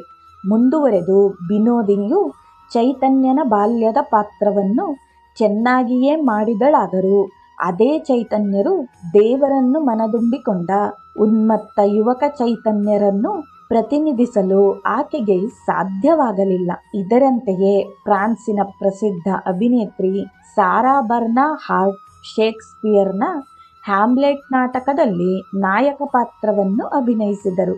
ಪ್ರೇಕ್ಷಕರು ಸಾರಾ ಅವರನ್ನು ರಂಗದ ಮೇಲೆ ಹ್ಯಾಮ್ಲೆಟ್ ಪಾತ್ರದಲ್ಲಿ ನೋಡಿದರು. ಹುಡುಗನಂತೆ ವೇಷಭೂಷಣ ಮಾಡಿಕೊಂಡು ಹುಡುಗನಂತೆಯೇ ನಟನೆ ಮಾಡಿದರಷ್ಟೇ ಆಕೆ. ಸ್ತ್ರೀಯ ದೈಹಿಕ ಲಕ್ಷಣಗಳನ್ನು ಮರೆಮಾಡಿಕೊಳ್ಳಲು ಆಗಲಿಲ್ಲ. ಆಕೆ ಪ್ರಸಿದ್ಧ ಅಭಿನೇತ್ರಿಯೇ ಆಗಿದ್ದರೂ ಹ್ಯಾಮ್ಲೆಟ್ನ ಪಾತ್ರದಲ್ಲಿ ಆಕೆ ಯಶಸ್ಸನ್ನು ಕಾಣಲಿಲ್ಲ. ಗಿರೀಶ್ ನಿರ್ದೇಶಕನಾಗಿ ಆತನ ಪ್ರಸಿದ್ಧ ನಾಟಕಗಳಲ್ಲಿ ಅಭಿನಯಿಸಲು ಗಣಿಕಾ ಸ್ತ್ರೀಯರನ್ನೇ ಆಯ್ಕೆ ಮಾಡಿಕೊಂಡನು. ಏಕೆಂದರೆ ಆ ಕಾಲದಲ್ಲಿ ಕುಲೀನ ಮತಗಳ ಹೆಣ್ಣು ಮಕ್ಕಳು ನಾಟಕ ರಂಗಕ್ಕೆ ಬಂದು ಅಭಿನಯಿಸಲು ಅವರ ತಂದೆ ತಾಯಿಗಳು ಒಪ್ಪಿಗೆ ನೀಡುತ್ತಿರಲಿಲ್ಲ. 1906 ಮಾರ್ಚ್ ತಿಂಗಳಲ್ಲಿ ಅದೇ ರಂಗಾಲಯ ಪತ್ರಿಕೆಯಲ್ಲಿ ಶಾಲೆಯೊಂದರ ಮುಖ್ಯೋಪಾಧ್ಯಾಯರು ಒಂದು ಲೇಖನ ಬರೆದು ಗಣಿಕಾ ಸ್ತ್ರೀಯರು ನಾಟಕ ರಂಗಕ್ಕೆ ಪ್ರವೇಶಿಸಿ ಅಭಿನಯ ಮಾಡುವುದರಿಂದ ವಿದ್ಯಾರ್ಥಿಗಳ ಮೇಲೆ ಕೆಟ್ಟ ಪರಿಣಾಮವಾಗುತ್ತದೆ ಎಂದು ಟೀಕಿಸಿದ್ದರು. ಗಿರೀಶ್ ಒಂದು ದೀರ್ಘವಾದ ಮತ್ತು ತರ್ಕಬದ್ಧವಾದ ಪ್ರತಿಕ್ರಿಯೆಯನ್ನು ಇದೇ ಪತ್ರಿಕೆಗೆ ಬರೆದನು. ಅದರ ಆಯ್ದ ಭಾಗಗಳು ಹೀಗಿವೆ. ಒಬ್ಬ ಮುಖ್ಯೋಪಾಧ್ಯಾಯ ತಮ್ಮ ವಿದ್ಯಾರ್ಥಿಗಳಲ್ಲಿರಬಹುದಾದ ಕೆಟ್ಟ ಚಾಳಿಯನ್ನು ನಿರ್ಮೂಲನೆ ಮಾಡಲು ಸಮರ್ಥನೆ. ಆತನಿಗೆ ಒಂದು ದೋಷರಹಿತ ಪರಿಪೂರ್ಣ ಶಾಲೆಯನ್ನು ಕಟ್ಟಲು ಸಾಧ್ಯವೇ? ಒಬ್ಬ ನಾಟಕ ನಿರ್ದೇಶಕ ತನ್ನ ಗಮನವನ್ನು ನಟರು ಮತ್ತು ನಟಿಯರಿಗೆ ಬೇಕಾದ ತರಬೇತಿ ನೀಡುವುದಕ್ಕೆ ಕೇಂದ್ರೀಕರಿಸುತ್ತಾನೆ ಮತ್ತು ಹಾಗೆ ಮಾಡಿ ಪ್ರೇಕ್ಷಕರಿಗೆ ಸಂತೋಷ ಉಂಟು ಮಾಡುತ್ತಾನೆ. ಉತ್ತಮ ನಟಿಯರ ಮೂಲ ಗುರಿ ಮೋಹಕ ನೋಟ ಮತ್ತು ನಗೆಯಿಂದ ಪ್ರೇಕ್ಷಕರನ್ನು ಆಕರ್ಷಿಸುವುದಲ್ಲ. ಹಾಗಲ್ಲದಿದ್ದರೆ ಅವರ ಅಭಿನಯವನ್ನು ಕುರಿತು ವಿಮರ್ಶಕರು ಚರ್ಚಿಸುವ ಗೋಜಿಗೆ ಹೋಗುವುದಿಲ್ಲ. ಒಬ್ಬ ವ್ಯಕ್ತಿ ಹೆಣ್ಣಿನೊಂದಿಗೆ ಚೆಲ್ಲಾಟವಾಡಬೇಕೆಂದರೆ ಆತ ಹಣ ನೀಡಿ ನಾಟಕ ಮಂದಿರಕ್ಕೆ ಬರಬೇಕಾದ ಅಗತ್ಯವಿಲ್ಲ. ಅದನ್ನು ಬೀದಿಯಲ್ಲೋ ಅಥವಾ ಮತ್ತೊಂದೆಡೆಯಲ್ಲೋ ಮಾಡಬಹುದು. ಕಾಮಿ ಮನುಷ್ಯ ಎಲ್ಲ ಸ್ತ್ರೀಯರು ತನ್ನನ್ನು ಬಯಸುವರು ಎಂದು ಚಿಂತಿಸುವನು, ಆದರೆ ಅದು ನಿಜವಲ್ಲ. ಒಮ್ಮೆ ಕೋಲ್ಕತ್ತೆಯ ಸುಸಂಸ್ಕೃತ ವ್ಯಕ್ತಿಯೊಬ್ಬರು ಬೃಂದಾವನಕ್ಕೆ ಹೋಗಿ ಅಲ್ಲಿ ಒಬ್ಬ ಬ್ರಹ್ಮಚಾರಿಗೆ ಹೀಗೆ ಹೇಳಿದರು, ಇಲ್ಲಿ ನಾನು ಬೇಕಾದಷ್ಟು ವ್ಯಭಿಚಾರ ನಡೆಯುವುದನ್ನು ಕಾಣುತ್ತಿದ್ದೇನೆ. ಅದಕ್ಕೆ ಬ್ರಹ್ಮಚಾರಿ ಉತ್ತರಿಸಿದ, ಸರ್, ಅದನ್ನು ನೀವು ಕೋಲ್ಕತ್ತೆಯಲ್ಲಿಯೇ ನೋಡಬಹುದು. ಹಣ ಖರ್ಚು ಮಾಡಿಕೊಂಡು ಅದನ್ನು ನೋಡಲು ಇಲ್ಲಿಗೇಕೆ ಬಂದಿರಿ? ದಯವಿಟ್ಟು ಇಲ್ಲಿ ರಾಧಾಕೃಷ್ಣರನ್ನು ಮಾತ್ರವೇ ನೋಡಿರಿ. ಶ್ರೀರಾಮಕೃಷ್ಣರು ನಾಟಕವನ್ನು ನೋಡಲು ಬಂದ ಸಮಯದಲ್ಲಿ ನನ್ನ ಆನಂದಮಯೀ ಮಾತಾ ಎಂದು ಅಭಿನೇತ್ರಿಗೆ ಅಭಿನಂದಿಸುತ್ತಿದ್ದರು. ಅವರು ಮುಂದುವರೆದು, ತಾಯಿ ನಿಮಗೆ ಜ್ಞಾನೋದಯವಾಗಲಿ ಎಂದು ಅಭಿನೇತ್ರಿಗೆ ಹರಸುತ್ತಿದ್ದರು.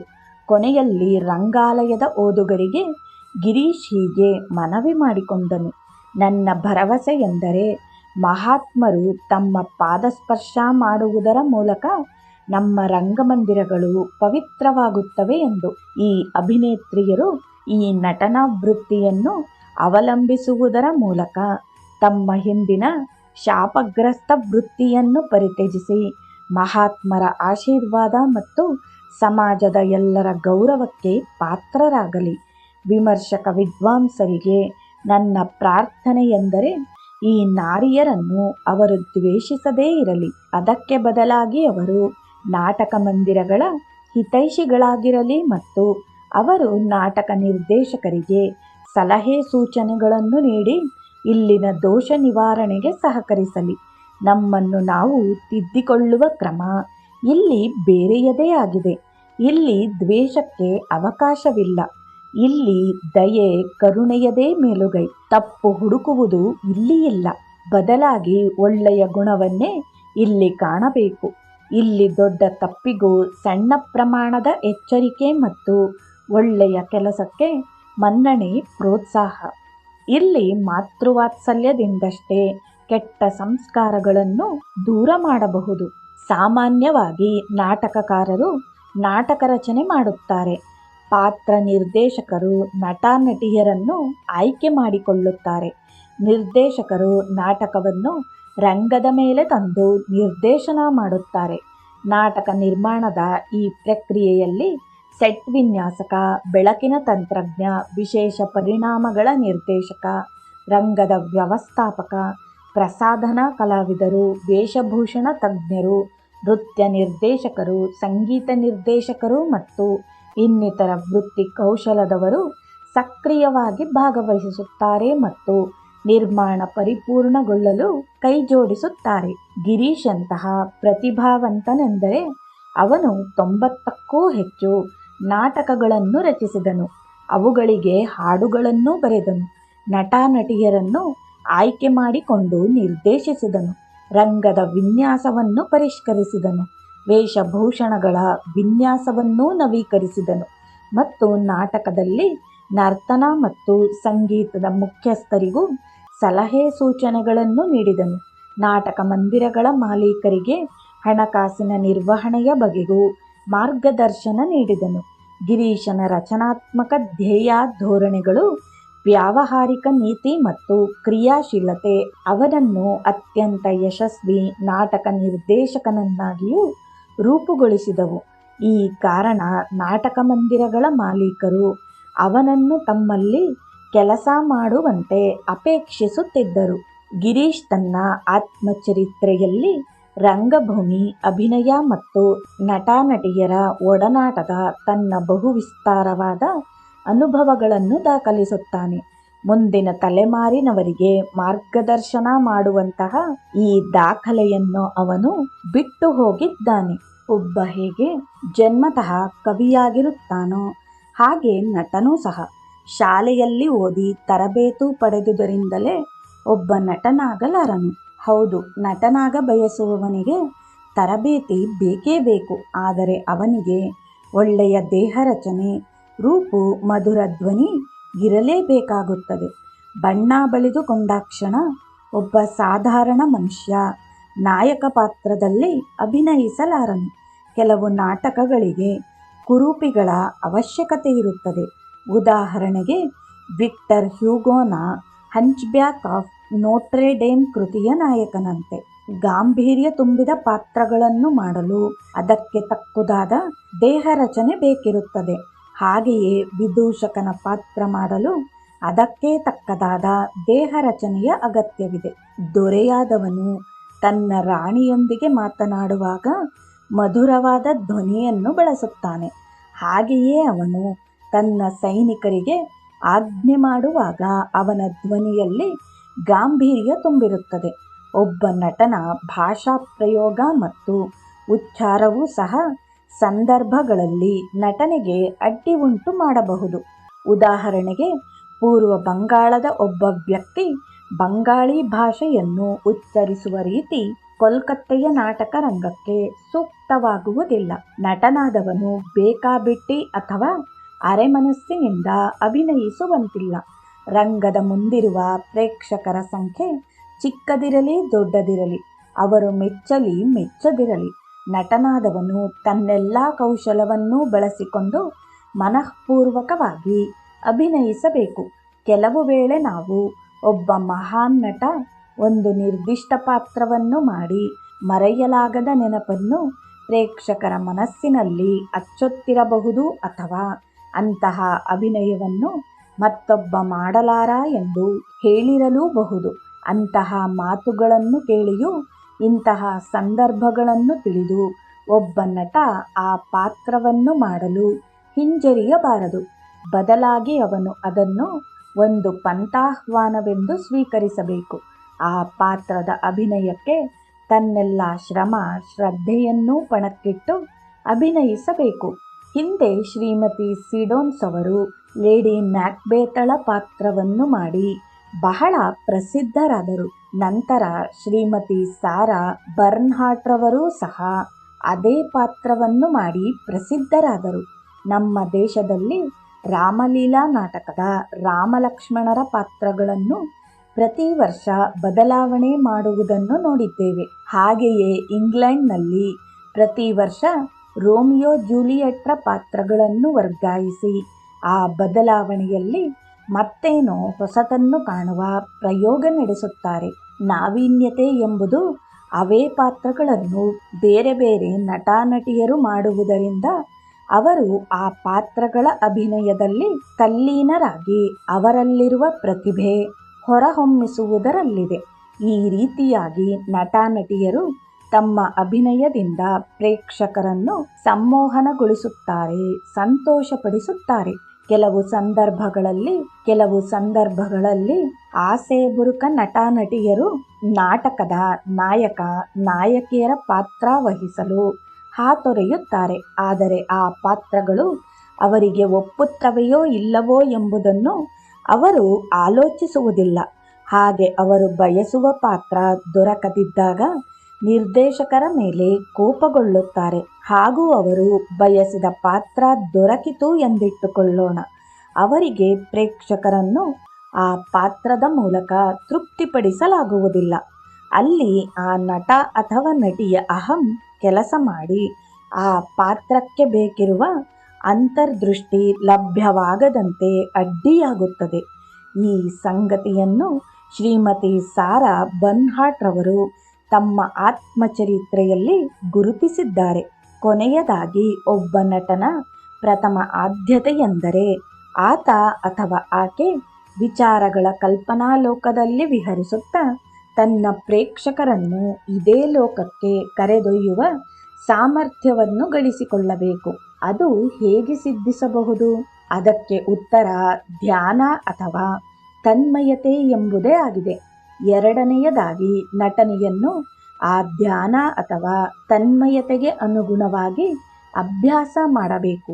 ಮೂರನೆಯದಾಗಿ, ಆ ನಟ ನಟಿಯ ವೇಷಭೂಷಣ ಮತ್ತು ಪ್ರಸಾಧನ ಬಹಳ ಮುಖ್ಯವಾಗುತ್ತದೆ. ಕೆಲವು ಸಂದರ್ಭಗಳಲ್ಲಿ ನಟನೆ ನಿರೀಕ್ಷಿತ ಮಟ್ಟಕ್ಕೆ ಏರದಿದ್ದರೂ ಪ್ರೇಕ್ಷಕರು ಅದನ್ನು ಮೆಚ್ಚಿ ಚಪ್ಪಾಳೆ ತಟ್ಟುತ್ತಾರೆ. ಏಕೆಂದರೆ ಅಲ್ಲಿ ವೇಷಭೂಷಣ ಮತ್ತು ಪ್ರಸಾಧನ ಪ್ರೇಕ್ಷಕರ ಮನಸೂರೆಗೊಂಡಿರುತ್ತದೆ. ಒಬ್ಬ ನಟ ತಾನು ಮಾಡುವ ಪಾತ್ರದಲ್ಲಿ ಕೇವಲ ತನ್ಮಯತೆಯನ್ನು ಸಾಧಿಸಿಕೊಂಡರಷ್ಟೇ ಸಾಲದು ಎಂಬುದು ಒಬ್ಬ ನಿರ್ದೇಶಕನಾಗಿ ಗಿರೀಶ್ ಅರಿತುಕೊಂಡ ಮತ್ತೊಂದು ಸಂಗತಿ ಅವನು ಹೇಳಿರುವನು. ಅಭಿನಯ ಮಾಡುವಾಗ ಒಬ್ಬ ನಟ ತನ್ನ ಮನಸ್ಸನ್ನು ಎರಡಾಗಿ ವಿಭಾಗಿಸಿಕೊಂಡು ಅದನ್ನು ಎರಡು ಮಾರ್ಗಗಳ ಮೇಲೆ ಕೇಂದ್ರೀಕರಿಸಿಕೊಳ್ಳುತ್ತಾನೆ. ಈ ಮಾರ್ಗಗಳಲ್ಲಿ ಒಂದು ತಾನು ಮಾಡುತ್ತಿರುವ ಪಾತ್ರದ ಅಭಿನಯದಲ್ಲಿ ಮನಸ್ಸು ಲೀನವಾಗಿರುತ್ತದೆ. ಮತ್ತೊಂದು ಮನಸ್ಸಿನ ಭಾಗ ತಾನು ಮಾಡುವ ಪಾತ್ರಕ್ಕೆ ಸಾಕ್ಷಿಯಾಗಿರುತ್ತದೆ. ಹೀಗೆ ಇದೇ ಸಂದರ್ಭದಲ್ಲಿ ತಾನು ಅಭಿನಯಿಸುತ್ತಿರುವ ಪಾತ್ರದಲ್ಲಿ ಎಷ್ಟು ಮಗ್ನನಾಗಿದ್ದೇನೆ, ತನ್ನ ಮಾತಿನ ಓಘ ಹೇಗಿರುತ್ತದೆ, ಅದಕ್ಕೆ ಸಹನಟ ಅಥವಾ ಸಹನಟಿಯ ಕ್ರಿಯೆ ಪ್ರತಿಕ್ರಿಯೆ ಹೇಗೆ ವ್ಯಕ್ತಪಡಿಸಬಹುದು, ತನ್ನ ಧ್ವನಿ ಸಭೆಯ ಕೊನೆಯ ಸಾಲಲ್ಲಿ ಕುಳಿತಿರುವವರಿಗೆ ಕೇಳುವುದೋ ಹೇಗೆ ಎಂಬುದರ ಕಡೆಗೂ ಆ ನಟ ಗಮನ ಹರಿಸಿರಬೇಕಾಗುತ್ತದೆ. ಶಿಕ್ಷಕ ಮತ್ತು ನಟನಾದವನು ಸತತ ಅಭ್ಯಾಸದಿಂದ ಈ ತಂತ್ರವನ್ನು ಕಲಿತುಕೊಳ್ಳುವನು.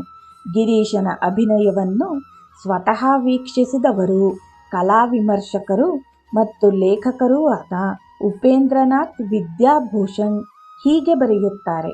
ನಾಟಕವನ್ನು ದೃಶ್ಯ ರೂಪದ ಸಾಹಿತ್ಯವೆನ್ನಬಹುದು. ತನ್ನ ರಚನೆಯ ನಾಟಕದ ಪಾತ್ರಗಳ ಸಂಭಾಷಣೆಗಳನ್ನು ಗಿರೀಶ್ ಬರೆಸುವಾಗ ಆ ಪಾತ್ರವನ್ನು ತಾನೇ ಅಭಿನಯಿಸುತ್ತಿರುವಂತೆ ಆಯಾ ಪಾತ್ರದ ಮಾತುಗಳಿಗೆ ತಕ್ಕಂತೆ ಅವನ ಧ್ವನಿ ಏರಿಳಿಯುತ್ತಿತ್ತು. ಅವನ ಮುಖಾಭಿನಯ ಮತ್ತು ಧ್ವನಿ ಬದಲಾವಣೆಗೆ ಒಳಗಾಗುತ್ತಿದ್ದವು. ಸಂಭಾಷಣೆಗಳನ್ನು ಉಚ್ಚರಿಸುವಾಗ ತನ್ನ ಧ್ವನಿಯನ್ನು ಏರಿಸಿ ಇಳಿಸುವುದರಲ್ಲಿ ಅವನು ಬಹಳ ಪ್ರವೀಣ ಮತ್ತು ಪ್ರಸಾಧನ ಕಲೆಯಲ್ಲಿಯೂ ಅವನು ನಿಷ್ಣಾತ. ದೃಶ್ಯವೊಂದರಲ್ಲಿ ಪಾತ್ರದ ವಿಭಿನ್ನ ಮನಸ್ಥಿತಿಯನ್ನು ಮುಖದಲ್ಲಿ ತೋರಿ ಪ್ರೇಕ್ಷಕರನ್ನು ಮೋಡಿ ಮಾಡುವುದರಲ್ಲಿ ಅವನಿಗೆ ಸಾಟಿಯೇ ಇರಲಿಲ್ಲ. ವಾಸ್ತವ ಸಂಗತಿಯೆಂದರೆ ಆ ಸಮಯದಲ್ಲಿ ನಾಟಕ ಪ್ರಪಂಚದ ಎಲ್ಲ ಕಲಾವಿಭಾಗದಲ್ಲೂ ಪ್ರಾವೀಣ್ಯವಿದ್ದ ಅವನಂತಹ ನಿರ್ದೇಶಕ ಇಡೀ ದೇಶದಲ್ಲಿಯೇ ಯಾರೂ ಇರಲಿಲ್ಲವೆನ್ನಬೇಕು. ಮತ್ತು ಹಾಗೆಯೇ ಅವನಿಗೆ ಸರಿಗಟ್ಟುವಂತಹ ನಾಟಕ ಕಲಾ ಪರಿಪೂರ್ಣರು ಯುರೋಪ್ ಮತ್ತು ಅಮೆರಿಕೆಯಲ್ಲಿ ಏನಾದರೂ ಇದ್ದರೇ ಎಂಬುದೂ ಸಹ ಒಂದು ಪ್ರಶ್ನೆಯೇ. ಈ ವಿಚಾರವಾಗಿ ಯಾರಾದರೂ ಹೀಗೆ ಕೇಳಬಹುದು: ನಾಟಕಕ್ಕೆ ಸಂಬಂಧಿಸಿದಂತೆ ಈ ವ್ಯಕ್ತಿಗೆ ಎಲ್ಲಿ ಈ ಬಗೆಯ ತರಬೇತಿ, ಪ್ರಾವೀಣ್ಯತೆ ಮತ್ತು ವಿದ್ವತ್ತು ದೊರಕಿತು ಎಂದು. ಇರಲಿ, ಒಳ್ಳೆಯದು. ಗಿರೀಶ್ಗೆ ತಾರುಣ್ಯದ ಆರಂಭದ ದಿನಗಳಲ್ಲಿಯೇ ನಾಟಕ ಮತ್ತು ನಟನೆಯಲ್ಲಿ ಆಸಕ್ತಿ ಹುಟ್ಟಿಕೊಂಡಿತು. ಎಲ್ಲಿಯಾದರೂ ಸರಿ ನಾಟಕ ಪ್ರದರ್ಶನ, ನಾಟಕವನ್ನು ಕುರಿತು ಚರ್ಚೆ ನಡೆಯುವುದು ಎಂದು ತಿಳಿದರೆ ಸಾಕು, ತನ್ನ ಎಲ್ಲ ಕರ್ತವ್ಯವನ್ನು ಅಷ್ಟಕ್ಕೇ ನಿಲ್ಲಿಸಿ ಅಲ್ಲಿಗೆ ಹೋಗುತ್ತಿದ್ದನು. ಇದರ ಜೊತೆಗೆ ನಾಟಕ ಮತ್ತು ಅಭಿನಯವನ್ನು ಕುರಿತು ಅಸಂಖ್ಯಾತ ಕೃತಿಗಳನ್ನು ಅವನು ತಲ್ಲೀನನಾಗಿ ಓದುತ್ತಿದ್ದು, ಅಲ್ಲಿ ವಿವರಿಸಿರುವಂತೆ ಅಭಿನಯದ ಅಭ್ಯಾಸದಲ್ಲಿ ತೊಡಗುತ್ತಿದ್ದನು. ಇತಿಹಾಸ ಮತ್ತು ಪುರಾತತ್ವ ಶಾಸ್ತ್ರವನ್ನು ತಿಳಿದುಕೊಳ್ಳಲು ಅವನು ಏಷಿಯಾಟಿಕ್ ಸೊಸೈಟಿಯ ಸದಸ್ಯನೂ ಆಗಿದ್ದನು. ಆದರೆ ಅವನು ಪುಸ್ತಕಗಳನ್ನು ಓದುವುದರಲ್ಲಿ ತೃಪ್ತನಾಗುತ್ತಿರಲಿಲ್ಲ. ಜೊತೆಗೆ ಅವನು ಆಗಿಂದಾಗ್ಗೆ ಅಂದಿನ ಪ್ರಸಿದ್ಧ ವಿಜ್ಞಾನಿ ಎನಿಸಿಕೊಂಡಿದ್ದ ಡಾಕ್ಟರ್ ಮಹೇಂದ್ರಲಾಲ್ ಸರ್ಕಾರ್ ಮತ್ತು ಧರ್ಮಶಾಸ್ತ್ರಜ್ಞರಾಗಿದ್ದ ಫಾದರ್ ಯೂಜಿನ್ ಲಫಾಂಡ್ರಂಥವರನ್ನು ಭೇಟಿ ಮಾಡುತ್ತಿದ್ದ. ಅಲ್ಲಿಯವರೆಗೆ ಯುರೋಪ್ ಮತ್ತು ಏಷಿಯಾದಲ್ಲಿ ಪ್ರಕಟಗೊಂಡಿದ್ದ ಎಲ್ಲ ನಾಟಕಗಳನ್ನು ಅವನು ತನ್ನ ಜೀವಿತದ ಅವಧಿಯಲ್ಲಿ ಓದಿದ್ದ. ಹಾಗೆಯೇ ಫ್ರೆಂಚ್, ಬೆಲ್ಜಿಯನ್, ನಾರ್ವೀಜಿಯನ್, ಸ್ಪ್ಯಾನಿಷ್ ಮತ್ತು ಜರ್ಮನ್ ಭಾಷೆಗಳ ನಾಟಕಗಳನ್ನು ಅವುಗಳ ಇಂಗ್ಲಿಷ್ ಭಾಷಾಂತರದಲ್ಲಿ ಓದಿಕೊಂಡಿದ್ದನು. ನಾಟಕಗಳು ಮತ್ತು ನಟನೆಯನ್ನು ಕುರಿತ ಪುಸ್ತಕಗಳಿಂದ ಗಿರೀಶ್ನ ಸ್ವತಃ ಗ್ರಂಥ ಭಂಡಾರ ತುಂಬಿತ್ತು. ಅಭಿನಯವನ್ನು ಕುರಿತ ತಿಳುವಳಿಕೆ ಮತ್ತು ಜ್ಞಾನವನ್ನು ಗಿರೀಶನು ಹೊಂದಿದ್ದಂತೆ ನಮ್ಮ ವಿಶ್ವವಿದ್ಯಾನಿಲಯಗಳ ಪ್ರಾಧ್ಯಾಪಕರಾರೂ ಹೊಂದಿರಲಿಲ್ಲ. ಗಿರೀಶನೊಬ್ಬ ಎಣೆಯಿಲ್ಲದ ನಟ ಮತ್ತು ನಿರ್ದೇಶಕ. ಮೊದಲು ಅವನು ನಟನನ್ನು ಮತ್ತು ನಾಟಕದಲ್ಲಿ ಅವನು ವಹಿಸಬೇಕಿದ್ದ ಪಾತ್ರವನ್ನು ಆಯ್ಕೆ ಮಾಡುತ್ತಿದ್ದನು. ಅನಂತರ ಆ ನಟನಿಗೆ ಆ ಪಾತ್ರವನ್ನು ಕುರಿತು ಎಲ್ಲ ಸಂಗತಿಗಳನ್ನೂ ವಿವರಿಸುತ್ತಿದ್ದನು. ಒಂದು ಪಕ್ಷ ಆ ಪಾತ್ರದ ಸಂಭಾಷಣೆಯಲ್ಲಿ ಕಷ್ಟವಾದ ಪದಗಳಿದ್ದರೆ ಅವುಗಳ ಅರ್ಥ ವಿವರಣೆಗಳನ್ನು ನೀಡಿದ ನಂತರವೇ ಆ ನಟನಿಗೆ ಸಂಭಾಷಣೆಯನ್ನು ಕಂಠಪಾಠ ಮಾಡಿಕೊಳ್ಳಲು ಹೇಳುತ್ತಿದ್ದನು. ಪೂರ್ವಾಭ್ಯಾಸದ ಸಮಯದಲ್ಲಿ ಆ ನಟನಿಗೆ ದೈಹಿಕ ಚಲನೆ, ಮುಖಾಭಿನಯ, ಧ್ವನಿಯ ಬಳಕೆ ಮತ್ತು ಆತ ಮಾಡುವ ಪಾತ್ರದ ಮನಸ್ಥಿತಿಗಳನ್ನು ವಿವರಿಸುತ್ತಿದ್ದನು. ನಿಜ ಹೇಳಬೇಕೆಂದರೆ ಬಂಗಾಳಿ ನಾಟಕ ರಂಗದಲ್ಲಿ ಅಭಿನಯದ ನಾವೀನ್ಯತೆಗಳನ್ನು ಕುರಿತು ಮಾಡಿದ ಅನ್ವೇಷಣೆಗಳಿಗೂ ಅವನೇ ಪಿತಾಮಹ. ಅಕ್ಟೋಬರ್ 1869ರಿಂದ ಫೆಬ್ರವರಿ 1912ರವರೆಗೆ ಗಿರೀಶ್ ಬಂಗಾಳಿ ನಾಟಕ ಕ್ಷೇತ್ರದಲ್ಲಿ ನಟನಾಗಿ, ನಾಟಕಕಾರನಾಗಿ ಮತ್ತು ನಾಟಕ ಕಲಾ ನಿರ್ದೇಶಕನಾಗಿ ಅನಭಿಷಿಕ್ತ ಸಾಮ್ರಾಟನಂತೆ ಮೆರೆದನು. ಈ ಅವಧಿಯಲ್ಲಿ ಅವನು ಅನೇಕ ತರುಣ ನಟರು ಮತ್ತು ನಟಿಯರಿಗೆ ತರಬೇತಿ ನೀಡಿ ಅವರಿಂದ ಪ್ರೀತಿ ಮತ್ತು ಗೌರವ ಸಂಪಾದಿಸಿಕೊಂಡು ಅವರಿಗೆಲ್ಲ ಗುರು ಎನಿಸಿದನು. ಇಷ್ಟು ಮಾತ್ರವಲ್ಲದೆ ಅವನ ಸಮಕಾಲೀನರಾದ ಮಹೇಂದ್ರಲಾಲ್ ಬಸು, ಅಮೃತ್ಲಾಲ್ ಮುಖ್ಯೋಪಾಧ್ಯಾಯ್, ಮತಿಲಾಲ್ ಸುರ್ರಂಥವರೂ ಸಹ ಅವನನ್ನು ತಮ್ಮ ಗುರುವೆಂದು ಗೌರವಿಸಿದರು. ರತ್ನ ಪರೀಕ್ಷಕನಿಗಷ್ಟೇ ರತ್ನದ ಬೆಲೆ ಏನೆಂದು ತಿಳಿದಿರುತ್ತದೆ. ಹೇಗೆಂದರೆ ಗಿರೀಶನೇ ಒಬ್ಬ ಮಹಾನ್ ನಟ. ಹಾಗಾಗಿ ಅವನು ಈ ಬಗೆಯ ಪ್ರತಿಭೆಯನ್ನು ಬೇರೆಯವರಲ್ಲಿ ಸುಲಭವಾಗಿ ಗುರುತಿಸುತ್ತಿದ್ದನು. ಉದಾಹರಣೆಗೆ, ಒಮ್ಮೆ ಯಾತ್ರಾ ಕಲಾ ಪ್ರಕಾರವನ್ನು ವೀಕ್ಷಿಸುತ್ತಿದ್ದ ಸಮಯದಲ್ಲಿ ಒಬ್ಬ ನಟನ ಶಕ್ತಿಶಾಲಿ ಧ್ವನಿಯನ್ನು ಕೇಳಿ ಆಶ್ಚರ್ಯಚಕಿತನಾಗಿದ್ದನು. ಆ ನಟನೇ ಅಮೃತ್ಲಾಲ್ ಮಿತ್ರ. ಆತನನ್ನು ಗಿರೀಶ್ ಸ್ಟಾರ್ ರಂಗಮಂದಿರಕ್ಕೆ ಕರೆದುಕೊಂಡು ಬಂದು ತರಬೇತಿ ನೀಡಿ ಮುಂದೆ ತನ್ನ ನಾಟಕಗಳಲ್ಲಿ ಅವನಿಗೆ ಪ್ರಮುಖ ಪಾತ್ರಗಳನ್ನು ನೀಡತೊಡಗಿದನು. ನಂತರ ಅಮೃತ್ಲಾಲ್ ಬಂಗಾಳಿ ನಾಟಕ ರಂಗದ ಮಹಾನ್ ತಾರೆ ಎನಿಸಿಕೊಂಡನು. ಹಾಗೆಯೇ ಗಿರೀಶ್ ಕಲ್ಕತ್ತೆಯ ಕೆಂಪುದೀಪದ ಪ್ರದೇಶಗಳಲ್ಲಿದ್ದ ಅನೇಕ ಪ್ರತಿಭಾನ್ವಿತ ತರುಣಿಯರನ್ನು ಬೆಳಕಿಗೆ ತಂದನು. ಅವನ ಮಾರ್ಗದರ್ಶನದಲ್ಲಿ ಅವರೆಲ್ಲ ಸುಪ್ರಸಿದ್ಧ ಅಭಿನೇತ್ರಿಯರಾದರು. ವಿನೋದಿನಿ, ತೀನ್ಕಾರಿ, ತಾರಾಸುಂದರಿ, ಬಸಂತ್ ಕುಮಾರಿ, ಕಿರಣ್ ಬಾಲ, ಪ್ರಮದ ಸುಂದರಿ, ನಾಗೇಂದ್ರ ಬಾಲ, ನಾರಿ ಸುಂದರಿ, ಕುಸುಮಾ ಕುಮಾರಿ, ಸುಶೀಲ ಸುಂದರಿ ಮುಂತಾದವರು ಈತನ ಶಿಷ್ಯೆಯರು. ಇವರಿಗೆಲ್ಲ ಗಿರೀಶ್ ಪ್ರೀತಿಯ ತಂದೆಯಂತಿದ್ದು ವಾತ್ಸಲ್ಯಪೂರ್ಣ ಗುರುವೂ ಆಗಿದ್ದನು. ಕೆಲವರು ಬರಹಗಾರರು ಗಿರೀಶನ ಕುಚ್ಚಾರಿತ್ರ್ಯವನ್ನು ಕುರಿತು ಉತ್ಪ್ರೇಕ್ಷೆಯಿಂದ ಬರೆದಿರುವರು. ಆದರೆ ಈ ಎಲ್ಲ ಸ್ತ್ರೀಯರು ಮನದೆರೆದು ಹೇಳಿರುವ ಪ್ರಕಾರ ಅವನದು ಶುದ್ಧ ಚಾರಿತ್ರ್ಯ ಮತ್ತು ಈ ಸ್ತ್ರೀಯರ ಮತ್ತು ಅವನ ನಡುವಿನ ಸಂಬಂಧ ಪವಿತ್ರವಾದುದಾಗಿತ್ತು. ತನ್ನ ಆತ್ಮಚರಿತ್ರೆಯಲ್ಲಿ ವಿನೋದಿನಿ ಹೀಗೆ ದಾಖಲಿಸಿದ್ದಾರೆ: ನಾಟಕ ಮಂದಿರದಲ್ಲಿ ನಾನು ಗಿರೀಶ್ ಬಾಬು ಅವರ ಬಲಗೈ ಇದ್ದ ಹಾಗೆ ಇದ್ದವಳು ಮತ್ತು ಅವರ ಮೊಟ್ಟಮೊದಲ ಮತ್ತು ಪ್ರಮುಖ ಶಿಷ್ಯ ಎಂದು ಹೇಳಿಕೊಳ್ಳಲು ನನಗೆ ಹೆಮ್ಮೆ ಎನಿಸುತ್ತದೆ. ನನ್ನ ಅತ್ಯಂತ ಸಣ್ಣದೆನ್ನಬಹುದಾದ ಬೇಡಿಕೆಯನ್ನು ಅವರು ಪೂರೈಸುವುದರಲ್ಲಿ ಕಾತುರರಾಗುತ್ತಿದ್ದರು. ಪ್ರತಿಯೊಂದು ನಾಟಕದಲ್ಲಿಯೂ ಗಿರೀಶ್ ಬಾಬು ಅವರು ನನಗೆ ಪ್ರಮುಖ ಪಾತ್ರಗಳನ್ನು ಕೊಡುತ್ತಿದ್ದರು. ಅಮೃತ ಮಿತ್ರ ಅವರಿಗೆ, ಅಮೃತ ಬಸು ಅವರಿಗೂ ಮತ್ತು ತಮಗೂ ಸಹ ಮುಖ್ಯ ಪಾತ್ರಗಳನ್ನೇ ಕೊಟ್ಟುಕೊಳ್ಳುತ್ತಿದ್ದರು. ನನಗೆ ಅಭಿನಯ ಕಲೆಯನ್ನು ಬೋಧಿಸಿದ್ದೇ ಅವರು. ಅವರ ಬೋಧನಾ ಕ್ರಮ ನಿಜಕ್ಕೂ ಅದ್ಭುತ. ಮೊದಲು ಅವರು ಆ ಪಾತ್ರದ ಪರಿಕಲ್ಪನೆ ಮತ್ತು ಮನಸ್ಥಿತಿಯನ್ನು ವಿವರಿಸುತ್ತಿದ್ದರು. ನಂತರ ಸಂಭಾಷಣೆಯನ್ನು ಕಂಠಪಾಠ ಮಾಡಿಸುತ್ತಿದ್ದರು. ಯಾವಾಗಲೇ ಆದರೂ ಸ್ವಲ್ಪ ಸಮಯ ದೊರಕಿದರೆ ಸಾಕು, ಅವರು ಶೇಕ್ಸ್ಪಿಯರ್, ಮಿಲ್ಟನ್, ಬೈರನ್, ಪೋಪ್ ಮುಂತಾದ ಕವಿ ನಾಟಕಕಾರರ ಕೃತಿಗಳ ಕಥೆಗಳೊಂದಿಗೆ ಇನ್ನೂ ಅನೇಕ ರಂಜನೀಯ ಕಥೆಗಳನ್ನು ಹೇಳುತ್ತಾ ಆ ಕೃತಿಗಳನ್ನು ಅಭಿನಯಿಸುವುದೇ ಆದರೆ ಹೇಗೆ ಮಾಡಬೇಕೆಂದು ವಿವರಿಸುತ್ತಿದ್ದರು. ಯಾವಾಗಲಾದರೂ ಕಲ್ಕತ್ತೆಗೆ ಇಂಗ್ಲೆಂಡಿನಿಂದ ಯಾರಾದರೂ ಪ್ರಸಿದ್ಧ ಅಭಿನೇತ್ರಿ ಆಗಮಿಸಿದರೆ ಅವರು ನಮ್ಮನ್ನು ಆಕೆಯ ಅಭಿನಯ ನೋಡಲು ಕಳಿಸುತ್ತಿದ್ದು ಅವರಿಂದ ಹೆಚ್ಚು ಕಲಿಯಲು ಅವಕಾಶ ಮಾಡಿಕೊಡುತ್ತಿದ್ದರು. ಹೀಗೆ ಅವರು ನನಗೆ ನೀಡಿದ ತರಬೇತಿಯಿಂದಲೇ ನಾನು ರಂಗದ ಮೇಲೆ ಬಂದು ನನ್ನ ಪಾತ್ರವನ್ನು ಅಭಿನಯಿಸುವಾಗ ನಾನು ಆ ಪಾತ್ರದ ವ್ಯಕ್ತಿಯೇ ಆಗಲು ಮತ್ತು ನನ್ನನ್ನು ನಾನು ಮರೆಯಲು ಸಾಧ್ಯವಾಯಿತು. ತೀನ್ಕಾರಿಯಂತಹ ವಿದ್ಯಾವಂತಳಲ್ಲ, ಆದರೆ ಆಕೆ ಗಿರೀಶನ ಅನೇಕ ನಾಟಕಗಳಲ್ಲಿ ಮುಖ್ಯ ಪಾತ್ರಗಳನ್ನು ಮಾಡಿದಳು. ಉದಾಹರಣೆಗೆ ಲೇಡಿ ಮ್ಯಾಕ್ಬೆತ್, ಜನ, ಸುಭದ್ರ, ಶ್ರೀ ಮುಂತಾದವುಗಳು. ಆಕೆ ಖ್ಯಾತಿ, ಐಶ್ವರ್ಯ ಮತ್ತು ಅಪಾರ ಮೆಚ್ಚುಗೆಯನ್ನು ಗಳಿಸಿಕೊಂಡಳು. ಆಕೆಯು ತನ್ನ ನೆನಪುಗಳಲ್ಲಿ ಹೀಗೆ ಬರೆದುಕೊಂಡಿದ್ದಾಳೆ: ನನಗೆ ಅತ್ಯಂತ ಪೂಜ್ಯರಾದ ಗಿರೀಶ್ ಬಾಬು ಅವರು ತರಬೇತಿಯನ್ನು ವಿಶೇಷ ಆದ್ಯತೆಯಿಂದ ನೀಡಿದರು.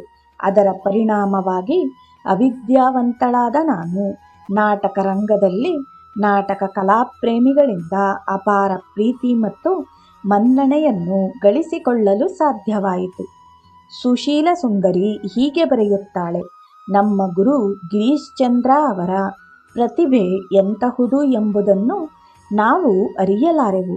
ಹಾಗೆಯೇ ಅವರಷ್ಟು ಅಪಾರ ಸಂಖ್ಯೆಯ ನಾಟಕಗಳನ್ನು ಬರೆದವರನ್ನು ನಾವು ಕಾಣೆವು. ಅವರ ನಾಟಕಗಳ ಹಿರಿಮೆ ಗರಿಮೆಗಳನ್ನು ಕುರಿತು ಹೇಳಲು ನಮಗೆ ಶಕ್ತಿ ಸಾಲದು. ಹಾಗೆಯೇ ಅವರ ವ್ಯಕ್ತಿತ್ವದ ಒಳ್ಳೆಯ ಅಥವಾ ಕೆಟ್ಟ ಗುಣಗಳನ್ನು ಕುರಿತು ತೀರ್ಪು ಕೊಡಲಾರೆವು. ಆದರೆ ಇದಿಷ್ಟು ಮಾತ್ರ ನಮಗೆ ತಿಳಿದಿದೆ: ಅವರು ಮಹಾತ್ಮರು. ಅವರು ನಮಗೆ ತಂದೆ, ಗುರು ಮತ್ತು ಶಿಕ್ಷಕರು. ನಮ್ಮಗಳ ಹೃದಯದಲ್ಲಿ ಜ್ಞಾನದ ಹಣತೆಗಳನ್ನು ಹಚ್ಚಿ ಇಟ್ಟವರು. ಬೆವರು ಸುರಿಸಿ ನಮ್ಮ ಬದುಕನ್ನು ಕಟ್ಟಿಕೊಳ್ಳಲು ಮತ್ತು ಹಣ ಸಂಪಾದನೆ ಮಾಡುವ ಮಾರ್ಗವನ್ನು ತೋರಿಸಿಕೊಟ್ಟವರು. ಅವರು ಎಂದೂ ನಮ್ಮನ್ನು ದ್ವೇಷಿಸಲಿಲ್ಲ. ಬದಲಾಗಿ ಅವರು ನಮ್ಮನ್ನು ಪ್ರೀತಿಯಿಂದ ನಡೆಸಿಕೊಂಡರು.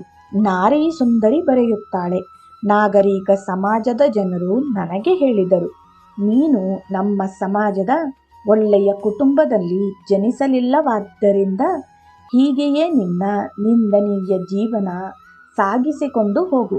ಅದಕ್ಕಾಗಿ ಶ್ರೇಷ್ಠ ಗುಣಗಳನ್ನು ಹೊಂದಿರುವ ನಮ್ಮಂಥವರು ನಿನ್ನನ್ನು ದ್ವೇಷಿಸುತ್ತೇವೆ ಮತ್ತು ಛೀಮಾರಿ ಹಾಕುತ್ತೇವೆ ಎಂದು. ಆದರೆ ಗಿರೀಶ್ ಬಾಬು ಅವರು ಈ ಬಗೆಯ ಗುಣವಂತರಲ್ಲ. ಅವರು ಮಹಾತ್ಮರು. ಹಾಗಾಗಿ ಅವರು ಈ ಹತಭಾಗ್ಯ ಹುಡುಗಿಯನ್ನು ಚೈತನ್ಯ ಲೀಲಾ ನಾಟಕದಲ್ಲಿ ನಿತ್ಯಾನಂದನ ಪಾತ್ರವನ್ನು, ಬಿಲ್ಪಮಂಗಲ್ ನಾಟಕದಲ್ಲಿ ಪಗಲಿನಿ ಪಾತ್ರವನ್ನು ಅಭಿನಯಿಸುವಂತೆ ಮಾಡಿ ನನ್ನ ನಾಲಿಗೆಯಿಂದ ಮಧುರವೋ ಸ್ಫೂರ್ತಿದಾಯಕವಾದ ಮಾತುಗಳು ಹೊರಡುವಂತೆ ಮಾಡಿದರು.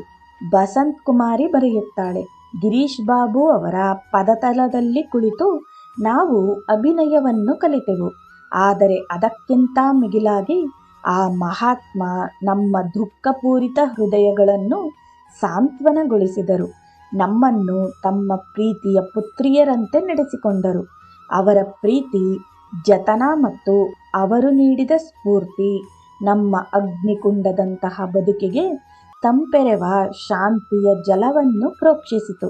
ಹೇಮೇಂದ್ರನಾಥ್ ದಾಸ್ ಗುಪ್ತಾ ಬರೆಯುತ್ತಾರೆ, ನಾಟಕ ಕ್ಷೇತ್ರದಲ್ಲಿ ಈ ಬಗೆಯ ನಟಿಯರೊಂದಿಗೆ ಸಂಪರ್ಕ ಹೊಂದಿದ್ದ ಕಾರಣಕ್ಕೆ ಗಿರೀಶನ ಮೇಲೆ ಮಿಥ್ಯಾಪವಾದದ ಸುರಿಮಳೆಯಾಯಿತಾದರೂ ನಾವು ವಿನೋದಿನಿ ಮತ್ತು ಇತರ ಅಭಿನೇತ್ರಿಯರಿಂದ ನೇರವಾಗಿ ಮಾತನಾಡಿಸಿ ತಿಳಿದುಕೊಂಡ ಸಂಗತಿಯೆಂದರೆ ಗಿರೀಶನದು ನಿಷ್ಕಳಂಕ ವ್ಯಕ್ತಿತ್ವವೆಂದು. ಗಿರೀಶ್ ಸ್ವಭಾವತಃ ತುಂಬ ಗಂಭೀರವಾದ ವ್ಯಕ್ತಿ. ಹಾಗೆ ಅವನು ಸ್ಥಿತಪ್ರಜ್ಞನಾಗಿರದೇ ಇದ್ದ ಪಕ್ಷದಲ್ಲಿ ನಾಟಕ ಕ್ಷೇತ್ರದ ವಿಭಿನ್ನ ವ್ಯಕ್ತಿಗಳಿಂದ ಅಷ್ಟೊಂದು ಪ್ರೀತಿ, ಅಭಿಮಾನ ಮತ್ತು ಗೌರವಗಳನ್ನು ಸಂಪಾದಿಸಿಕೊಳ್ಳಲು ಆಗುತ್ತಿರಲಿಲ್ಲ. ಗಿರೀಶನು ರಂಗಭೂಮಿಯನ್ನು ರಾಷ್ಟ್ರೀಯ ಶೈಕ್ಷಣಿಕ ದೇವಾಲಯವನ್ನಾಗಿ ಮಾಡಬೇಕೆಂದು ಅಪೇಕ್ಷೆಪಟ್ಟಿದ್ದನು. ಅವನು ಬರೆದಿದ್ದಾನೆ, ಕಲೆಗೆ ಮೂಲಾಧಾರವೆಂದರೆ ನಾಟಕರಂಗವೆಂಬುದನ್ನು ಜನತೆಗೆ ನಾವು ತಿಳಿಯಪಡಿಸಬೇಕಾಗಿದೆ. ನಾಟಕಕಾರರು ನಾಟಕ ರಚನೆ ಮಾಡುತ್ತಾರೆ. ನಟ ನಟಿಯರು ತಮ್ಮ ಅಭಿನಯದ ಮೂಲಕ ಒಂದು ಸಂದೇಶವನ್ನು ಸಾದರಪಡಿಸುತ್ತಾರೆ.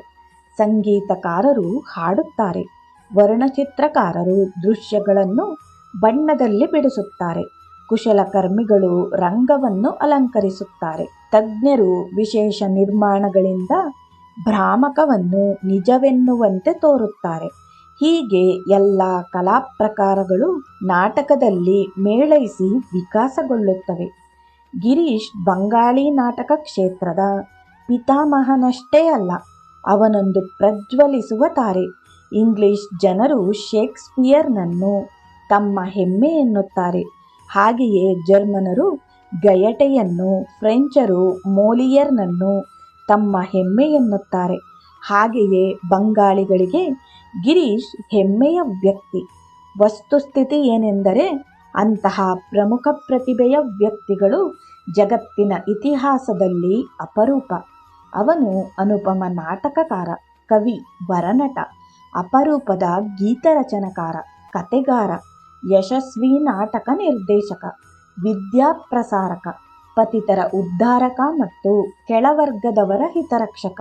ಒಂದು ಪಕ್ಷ ಗಿರೀಶನ ಎಲ್ಲ ಕೃತಿಗಳು ಇಂಗ್ಲಿಷ್ ಭಾಷೆಗೆ ಭಾಷಾಂತರವಾಗುವುದೇ ಆದರೆ ಜಗತ್ತಿನಾದ್ಯಂತ ಜನತೆ ಈ 19ನೇ ಶತಕದ ಮಹಾನ್ ಪ್ರತಿಭಾಶಾಲಿಯಿಂದ ಅತ್ಯಧಿಕ ಲಾಭ ಪಡೆಯುತ್ತಾರೆ ಮತ್ತು ಆತನನ್ನು ಮೆಚ್ಚಿ ಕೊಂಡಾಡುತ್ತಾರೆ. ಇವನು ಜೀವಂತವಿದ್ದಾಗಲೇ ಇವನನ್ನು ಇಂಗ್ಲೆಂಡ್ನ ನಟ ನಾಟಕಕಾರ ಡೇವಿಡ್ ಗ್ಯಾರಿಕ್ಗೆ ಹೋಲಿಕೆ ಮಾಡಲಾಗುತ್ತಿತ್ತು. ಇಂಗ್ಲೆಂಡ್ನ 3ನೇ ಜಾರ್ಜ್ ದೊರೆ ಗ್ಯಾರಿಕ್ಗೆ ಆಶ್ರಯದಾತನಾಗಿದ್ದನು. ಆದರೆ ಗಿರೀಶನಿಗೆ ಆತನ ವಿಶಿಷ್ಟ ಪ್ರತಿಭೆ, ಅಯಸ್ಕಾಂತದಂತಹ ವ್ಯಕ್ತಿತ್ವ, ಆದಾಮ್ಯ ಚೈತನ್ಯ ಮತ್ತು ಶ್ರೀ ಗುರುವಿನ ಅನುಗ್ರಹಗಳೇ ಆಶ್ರಯವಾಗಿದ್ದವು. 1909ರ ಚಳಿಗಾಲದಲ್ಲಿ ಗಿರೀಶ್ ಅಸ್ತಮಾದಿಂದ ಬಳಲಿ ಅಶಕ್ತನಾದಾಗ ಅವನ ಮಿತ್ರರು ವೈದ್ಯರು ಕೋಲ್ಕತ್ತೆಯನ್ನು ಬಿಟ್ಟು ಆರೋಗ್ಯ ವೃದ್ಧಿಗೆಂದು ವಾರಣಾಸಿಗೆ ತೆರಳಲು ಆತನಿಗೆ ಸಲಹೆ ಮಾಡಿದರು.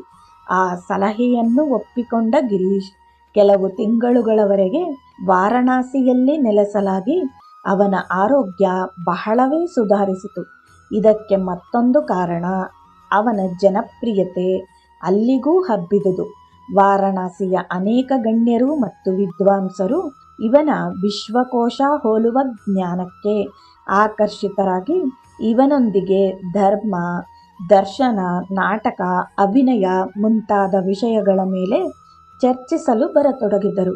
ಇಲ್ಲಿ ಅವನ ಕೆಲವರು ಅಭಿಮಾನಿಗಳು ನಾಟಕಗಳಿಗೆ ಸಂಬಂಧಪಟ್ಟ ಪಾತ್ರದ ಮನಸ್ಥಿತಿಗೆ ತಕ್ಕಂತೆ ಮುಖಾಭಿನಯ ಹೇಗೆ ಬದಲಾವಣೆಗೊಳ್ಳುತ್ತದೆಂಬುದನ್ನು ಪ್ರಾತ್ಯಕ್ಷಿಕೆ ಮೂಲಕ ತಿಳಿಯಲು ಬಯಸಿದರು. ಅದಕ್ಕೆ ಗಿರೀಶ್ ಸಮ್ಮತಿಸುತ್ತಿದ್ದನು. ಆಗ ಅವನ ವಯಸ್ಸು 65 ಇದ್ದು ಆರೋಗ್ಯ ಅಷ್ಟು ಚೆನ್ನಾಗಿರಲಿಲ್ಲದಿದ್ದರೂ ಮಿತ್ರರ ಆಸಕ್ತಿಯನ್ನು ತಣಿಸುತ್ತಿದ್ದನು. ಜೈ ಶ್ರೀರಾಮಕೃಷ್ಣ.